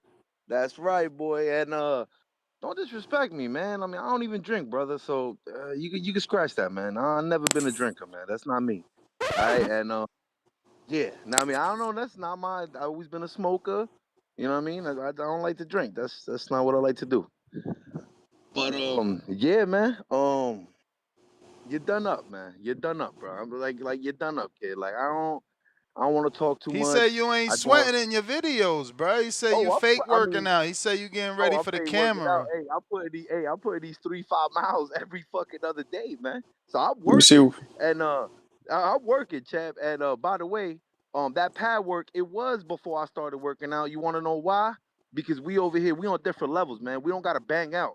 My dad is like a fucking brother. He picks up everything. Like footwork ain't there, the foot ain't there. Oh yeah, we gotta stop. Oh, keep that right hand up. Oh, we gotta stop again. You know what I'm saying? So I was like, I wanted him to give me like, yo, I told him, Pops, let me get like a whole minute. Just doing pad work, cause I know you're gonna critique this shit out of every single move I do. You know how it is, Ness. You're gonna critique everything, and like I hate it, but I love it because even if my right hand getting thrown and it's like a little bit up, nope, do it again. No, do it again. Then we don't move on to the next combo. You know what I'm saying? So I just wanted to get you some quality pad work. But that was it. And man, I I'm want to see it. working, brother. I'm working. Don't worry about that. Don't worry I about want that. We to. working on this side. I want to see We it. I want to working see on it. this side. Oh, you gonna see it? Who's that, Marco? Yeah. Yeah. What up? Oh, Marco, you gonna see it? You gonna see it? You know, East Coast over here, baby. I'm gonna show you. I could. I'm gonna I show you, could Marco. I'm tell, gonna show man. I'm rooting everybody, for man. you. I'm rooting for Hey, you. man. I East hope Coast. so. I I hope don't so, know. man. I don't Bust want him up sounded more believable. I ain't gonna front. more believable, as in. As in, bruh, he came in saying all the right shit. Hey, you can say all the right shit, but I'm doing this shit in the ring. That's when it matters the I most, mean, man. That's all I care about. he had you That's all I. nervous though. At the end of the day, he had you nervous, and he was just How he had working. me nervous? How he had me nervous? Why he try to gas it up? Bruh, you the one said like, "Yo, I already paid for my flight. I don't want to just show up." I mean, he's got to. Is Oh, he? nigga, Where's he at? Like, yo, but that's him. yeah, where you at? Yeah, I paid for my flight. Yeah, I'll And what drop he bread on said, this he shit. said he working. That's fine. Remember, he the one Working for that said flight. he the one said he gonna stop at chubby weight. He was That's capable cool. of going straight down to fight Zipachino. Yo, and I respect that. I respect that. But you know, we two different people. I was at 310 pounds, bro. Like Damn. I'm 255 right now, bro. And I'm Yeah, so going down. So like when I'm doing it, your bones might not work the same How because tall? How tall are you you? lost so much weight that you might well, we not gonna be see. as athletic as you think. Whereas How he t- gonna be more athletic because he never carried that much weight. How That's tall are you? fine. That's fine. And he the young buck. So you know what I mean? I like it. I like it. I like it. He younger. You know what I mean? What, he Oh, 20, he 22, I think. He he 22, Ness. He 22, damn. I think, right? How old are you? Yeah. I like that. I just turned 31. I love Oh, that. that's How I the love nah. that. You still young as fuck. how tall are you? Yeah, yeah. How I'm tall are five you? nine. I'm 5'9". I'm Okay. 5'9", 5'9" and a Okay. half around there. What part of the East Coast you in? I'm from Jersey City. Jersey. Jersey Okay. City. Fuck it. It Yeah, works. he could take the train to Hell's Kitchen and get that Marco boxing. Hell yeah. You still Marco in Jersey right boxing now? work, right? Yeah, you Yeah, can. I'm in Jersey right now. That path leaves you Nah, right fucking there. Hell yeah. nah, man, but I got more. I got more than enough work over here. You know, I'm getting my ass kicked, but you know, it's cool, man. That's what it's all about, man. You gotta put the hard work in the gym. So in the fight, gonna be easy, man. I'm so excited about this, man. I'm gonna let a lot of shit out. You know, smart, man, because we ain't stupid. We ain't gonna bang out. We ain't gonna bang out. It's more Ness, let me about see if boxing, brother. let me You see know what I'm his saying? his video. You gonna get that stick all night, bro. Coming with some stupid shit, left hook, bang. I can't wait to hear the commentary, Ness. I can't wait. I can't wait to hear the Let me see He the commentary. video. said Let me see the coming with video. some stupid shit, left hook. I love it. Yeah, Let me see the you gonna get video of stick him. I with want to some see what it looks like. stupid shit, man. Now Yeah, the yeah. stick's important.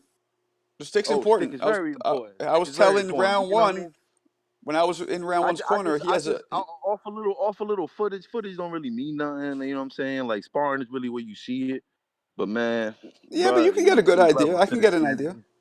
You get a good idea from footage. You're not gonna be able to withstand When it, we Ness. getting that spawn, you want We to gonna talk get it it taken up? off. You know, I just got You my want to sparring talk it headgear up? and When shit. we So getting that spawn? now we gonna get it. We gonna get it. We gonna get it. It's gonna be this month. Don't worry about it. We gonna get it as long as bust them up. I'm gonna be the first one to send it anyway. Let's bust them up. Throw it first. But we got more than enough time, man. We working. We gonna be sparring 2-3 times out the week. And that's it, man. We just making sure we gotta make sure that punch resistance is still there. You know what I'm saying? For sure. Uh-oh. Look, Bust 'em Up got doubt in your mind. You talking about you got to make sure the punch resistance still there. Lord have That's mercy. on. Let's be realistic, man. It's been 7, 8 years since I stepped in the ring. Like I know it's there. I got the heart, but you know what I mean. It don't. I never been cracked like that anyway. You know what I'm saying? And Uh-oh. I done fought and sparred people way better than a lot of than him. I promise you that. You I don't promise you even that. know him. Just off what I see, Ness, like, Oh, come my on, man. You keep Lord going. Jesus. Ness, you going to Ness. He throws a 1-2 hook, goes to the same fucking right side.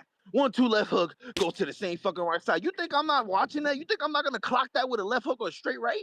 Come on, man. Switch it up, man. Go to the left, step back a little bit. You going to the right side, man. Remember that. I'm giving you little tips. Switch it up. And that stamina there, boy. We No. working. We running. We He said he running. coming to push you. He said he going to test that Oh, stamina, bruh. yeah. Yup. Cover that body, boy. He With a said little he body you said he got, whatever. forcing you to fight. Oh, he ain't gonna force me to fight. I do what I want in that ring. I do what Bruh, I want in there. you mustn't hear his call. I heard his call. Ness. He ain't gonna force me to fight, Ness. He ain't gonna force me tonight. And if I do he do force me to fight, it's gonna be worse for him, And he man. laughed at you for saying you staying in the chubby weight division for three fights.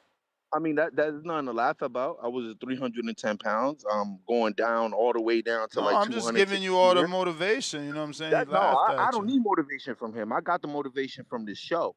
I got the motivation from this show to get up off my ass and get up on my thing and start running and hitting the gym and doing everything. Not him.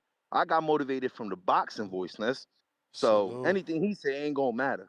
You know, it's the boxing voice that got me to this level right now. All right. So I'm on a whole different mentality. Strap coming this way. You might as well should have took that 180, 195, but I appreciate you for taking this because people gonna see. People gonna see. K Banger out. Out. Let's go. Yeah, man. Border Wars, March 21st, Orlando, Florida. Be there. Be there. K Banger's gonna be taking on Bust 'em Up. Should be a great fight, man. Should be a great fight. Yeah, I know Marco wants to see the pads. I wish I had it labeled where I could just be like, yo, bust 'em up pad word. That ain't how I got it. That ain't how I got it. That ain't how I got it, man. So I gotta find it. And as I'm finding it, I'm finding other footage from other people that I'm now titling and shit. Just so I could find those in the future. Phone lines are open. Phone lines are open. If you're looking to call in, now is the time. Discord available. X Spaces also available. So, Marco, to be clear, you going Shakur. You're on mute. You're on mute. You're on mute. 60-40 Shakur, but there's a very good chance Tio, you know what I'm But saying? It's maybe even 55-45. But yeah, I'm leaning towards Shakur. You kind of have to. I think, right, that's yeah, most of us are leaning towards Shakur. just because of the consistency, right? There's no up and down. You got T.O. He just makes you doubt yourself, or him Mhm. rather. Yeah, right. He's done that. He makes you feel stupid sometimes like, "Oh, I didn't know you." Okay. But, Shakur is just a consummate professional defensively. He's Fort Knox defensively. Uh, just if he had a little more pop, man, he could be a true superstar. But still a great boxer. You know, I know a lot of people who have been in the gyms with him and say that they've never seen anybody as good as him since Floyd and all that. So, Mm. you ever seen him spar live? Hmm.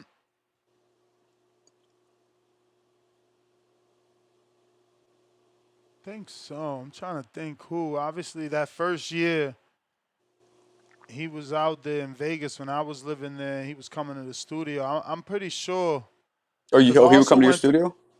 Yeah, he been to the studio in person, and then also went to Houston like twice. I just can't remember off top. I'd be smoking, You But guys, and you guys still now he doesn't follow you anymore. You guys are still like that. nah, it ain't like that no more. Oh, he follows you now. No. Oh, he stopped. Yeah. He stopped. What happened? You like picked against him in some fight and he got pissed? I was not happy that he didn't take the 25% for undisputed. Right. And then he says like, "Oh, we're from Newark. You shouldn't act like that." That kind of shit, right? Not word for word, but basically. Mm. I mean, I'm with you. I wasn't happy he didn't do it either. I looked at that as an investment. That's you invest in yourself. We're not saying take 25% for the rest of your career. Just do it once, then you hold all the cards, and you never got to do it again. And it was for undisputed, bruh. Right. Like, Right. it's undisputed. Look, Crawford has made undisputed 3 times and never offered no one that chance. Canelo Mm-hmm. had it and defended it 5 times, and he was selective on who he offered that chance. Right. Right. No, I'm Josh with you, Taylor but couldn't defend it. Tio never got it. Devin only yeah, defended it twice.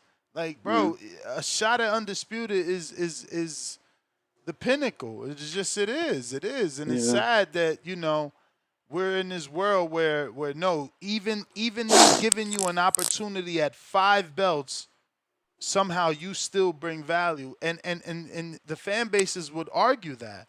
And there should be yep, nothing to argue. I'm giving you a once in a lifetime opportunity. Similar, look at what that opportunity did for Crawford. Canelo giving him a shot at undisputed.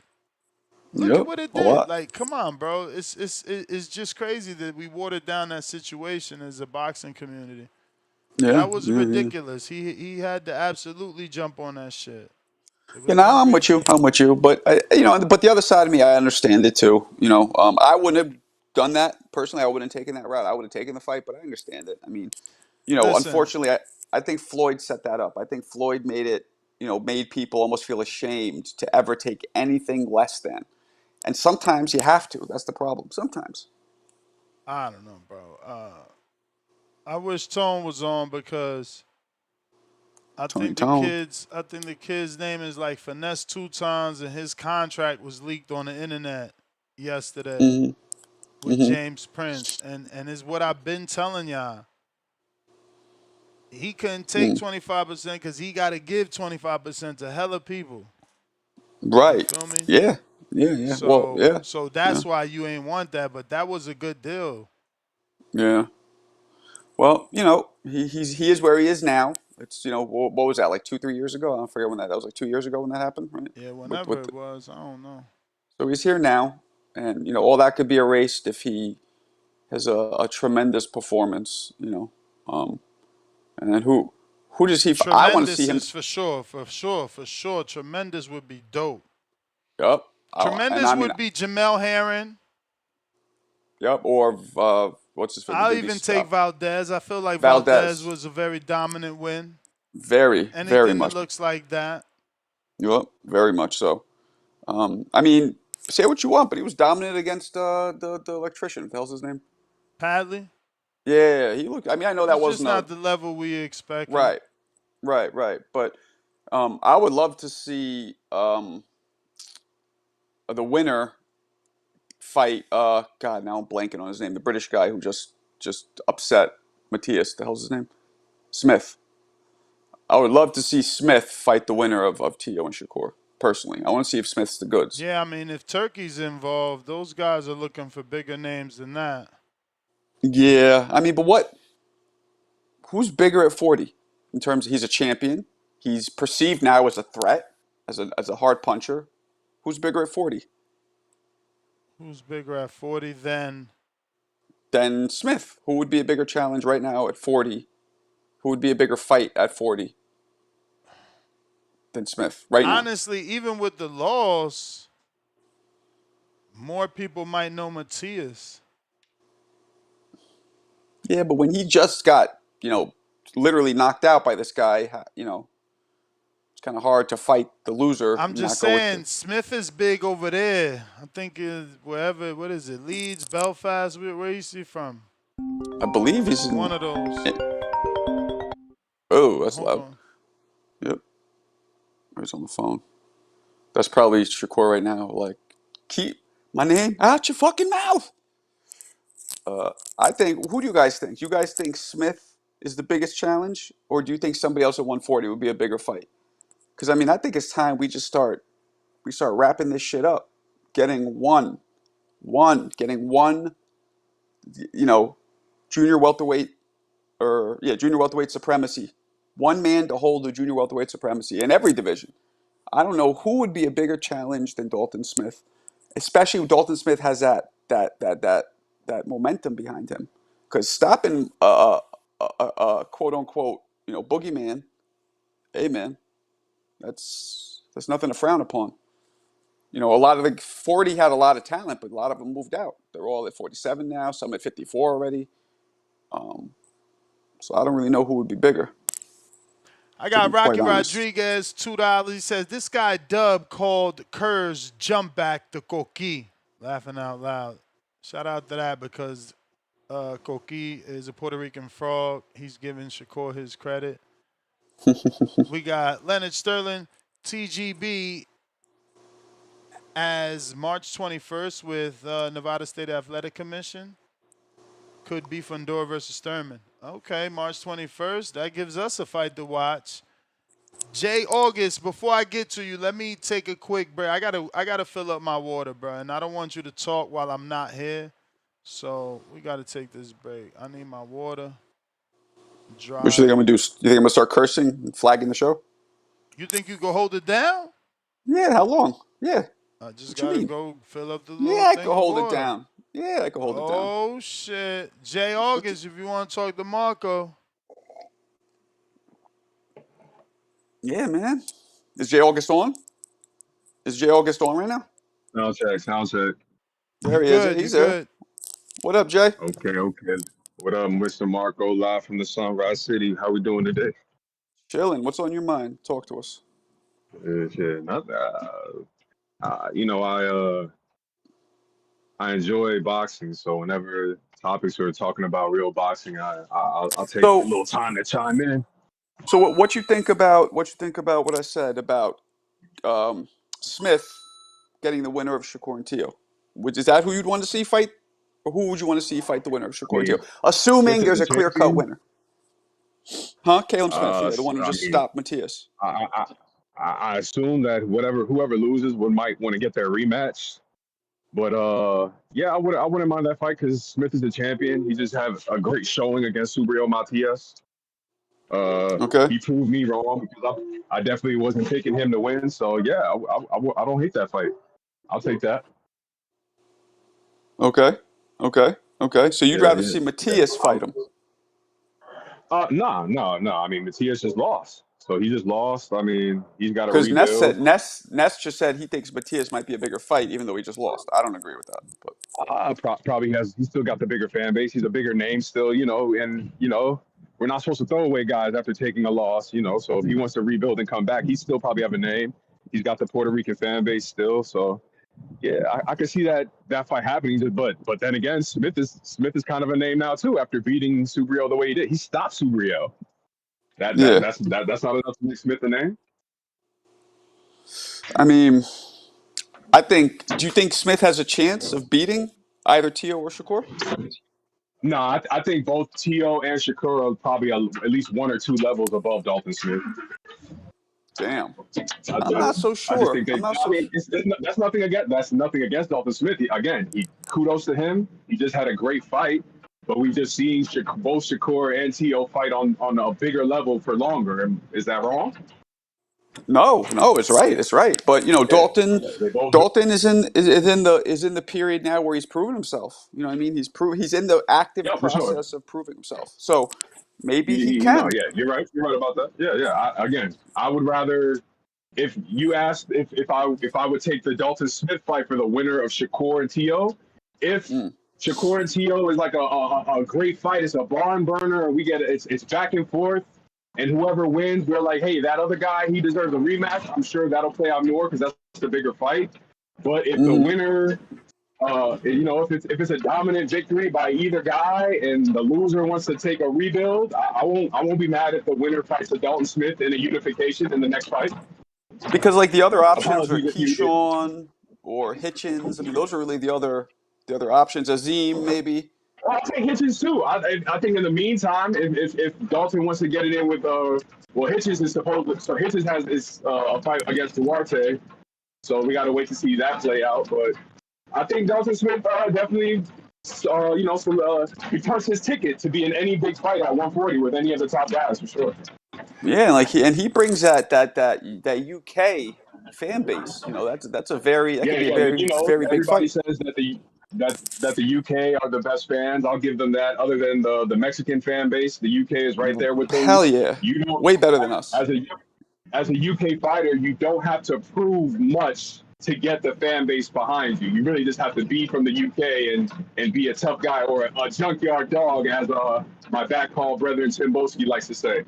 Mm, absolutely. You know, but Keyshawn's another one that maybe should take the winner. I would Of argue course, that over Keyshawn. Dalton. Yeah. Keyshawn has Jermaine Ortiz in front of him. That's a great fight as well. We have coming up. Hmm. That's probably a 60-40 fight. 60 Keyshawn, 40 Jermaine. But Jermaine's a tough Uh-huh. guy. He was in. Go ahead, Rob. No, I was just, no, you're right. I mean, and do you think Hitchens has the juice, as they say? Hitchens. I try not to be biased. We have me and Hitchens we share heritage. You know, we're both of Haitian descent, but Okay. Hitchens is a sharp boxer. I don't know if he has the power at 140, like but I think skills Mm-hmm. pay the bills, and I think he's gonna beat Duarte. I think the Duarte fight is just, he's looking at that as more of like a stay busy fight, you know. Yep. Uh, Yep. Marco, Yep. fix your mic. yeah, I Fix your think, mic. Fix your mic. It's dragging on your zipper, making hella Oh, my noise. bad. My bad. But Jay There August, we let go. me get to this caller here. all right. Hey, I appreciate you showing my footage last night. For That's sure, champ. Can't wait to see you yeah, fight. yeah. And just a little insight on how the fight got made. I want to shout out Alex Vega. You should give him the matchmaker title of Border Wars. He was definitely working behind the scenes to make a match. And how it actually happened is after I made it clear to Alex that I was committed to competing on this Border Wars, he gave me options like, okay, do you want the Z Pacino fight or do you want Anthony Edwards fight? And I saw both of their footage, and I actually told Alex I'd take the Z Pacino fight because I saw the last Border Wars, and I don't like how Z got played out. You know what I'm saying? Where's Z from? I don't know where he's from, but I know what you mean. He made him come up there. They didn't let him fight. He paid his fees. He got his book. He had to travel to Atlanta. He brought people with him, right? And that he wasn't able to fight off of a technicality. Am I wrong about that? Yeah. Yo, it's as a matter of fact, Alex just sent me footage of you, and I'm watching you right now. You look pretty good. You sent me Oh, I bag footage of appreciate you, and that. you sent me you sparring some white dude Yeah, or yeah. what? Okay. Shout out to Alex. Actually, that kid, he's not white, dude. That's a kid, bro. He's like 15 years old, bro. What is Yeah, he, that dude Hispanic? was He's he was fast. throwing them combinations at you, man. Yeah, no, he's Yeah. fresh. He's fresh. Yeah, he was fresh. Okay. And he was warm too. He had got 2 rounds in, and so that was my first round with him. I got another round in with him before I sparred a taller southpaw. You know, they say Z is Yeah. tall. That's what Ray and Alex, everybody's telling me, oh, Z is tall. Z is tall. I'm like, okay, Now that's good you know. work for you because he's young. He's throwing a lot of shots. He's making you move, keeping you on your Yeah, toes. yeah, yeah. That's That good was work. actually You my had first you had sparring good session. defense too. Yeah, I'm Yeah, watching it right now. Yeah, defense. you But look pretty listen, I good. gotta get to this other caller. I gotta go. Burrow City, what up? Burrow. Where's Burrow City at? Never even heard of him. I gotta look it up. Burrow City. What's up? Talk to me. You hear me? Oh, it's in We hear you. Connecticut. That's where that Oh, is. All right. yeah. Yeah, no, just calling in. We're about to talk about that Tito and Shakur fight. Man, I ain't gonna what the fuck? I ain't gonna lie. I ain't gonna lie. I think this gonna be a better fight than what people expect, man. I think a lot of people feeling like Cole about to come in there and whitewash Tio, but just watching them hit the pads, you can't tell but so much from training videos, but just watching them hit the pad, both of them looking tremendous shit. Both of them look spry and real twitchy. what I was noticing is that just watching some fights, Shakur don't look that much faster than Tio than I thought he did. I thought, he had a significant speed advantage over Tio. And and now that I'm seeing that he don't, I think this gonna make for a way better fight than what people think it is. I don't think Shakur about to just whitewash Tio the way everybody believe he is. I think Tio a live dog in this fight, and I really believe Tio could get a lot done because I think Shakur might got slightly better timing, but I think Tio might be a little bit more explosive. So that makes for a great combination. I don't think Shakur will be able to manipulate Tio with the distance control like how he do other people. And I think Shakur probably go fight a little bit more in the park. He'll fight a little bit more aggressive. I hope Tio don't get caught up in chasing him around trying to come forward. I really rather them just meet up in the middle of the ring. They don't got to go rock 'em, sock 'em, but put the IQs to the test. See who can pick the best shots, counter the best shots, who can set up their combinations the best. I think this is going to be a high IQ boxing match where you make a mistake and you pay for it. I somewhat got Shakur winning in a tight, close, highly contested match, 7-5. But I just been hearing a lot of people and talking to a lot of people. I don't know who they think Tio is, but I'm telling you, big fight Tio is a thing. It's real. I was just laughing earlier on the back call. I know you don't watch football, Ness, but it's a guy named Joe Flacco from the Baltimore Ravens. Guy was decent as hell. He wasn't all that in the regular season, but come playoffs, he started playing like one of the all-time greats. And I think that's the same thing with Tio. I think Teofimo Flacco is about to come here and put on a show. And I would love an upset because I feel like it's better for boxing. I would love an upset, but I don't got the heart to pick against Shakur.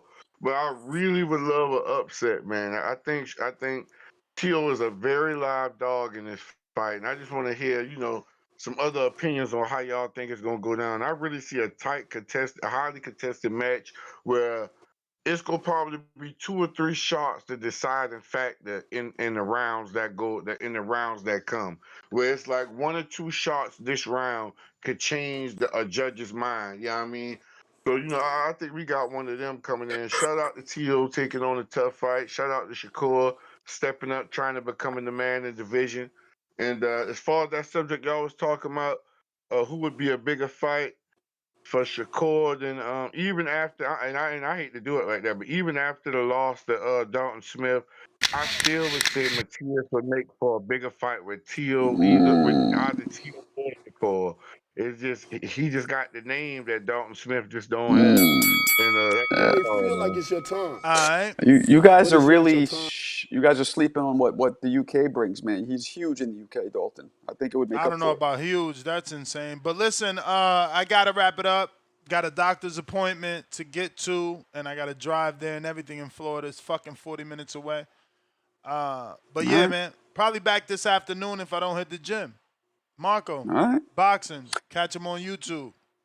YouTube, Instagram, where I'm viral. Marco Boxing on all platforms. Soon to be training you to punch harder. Let's go. All right, appreciate you.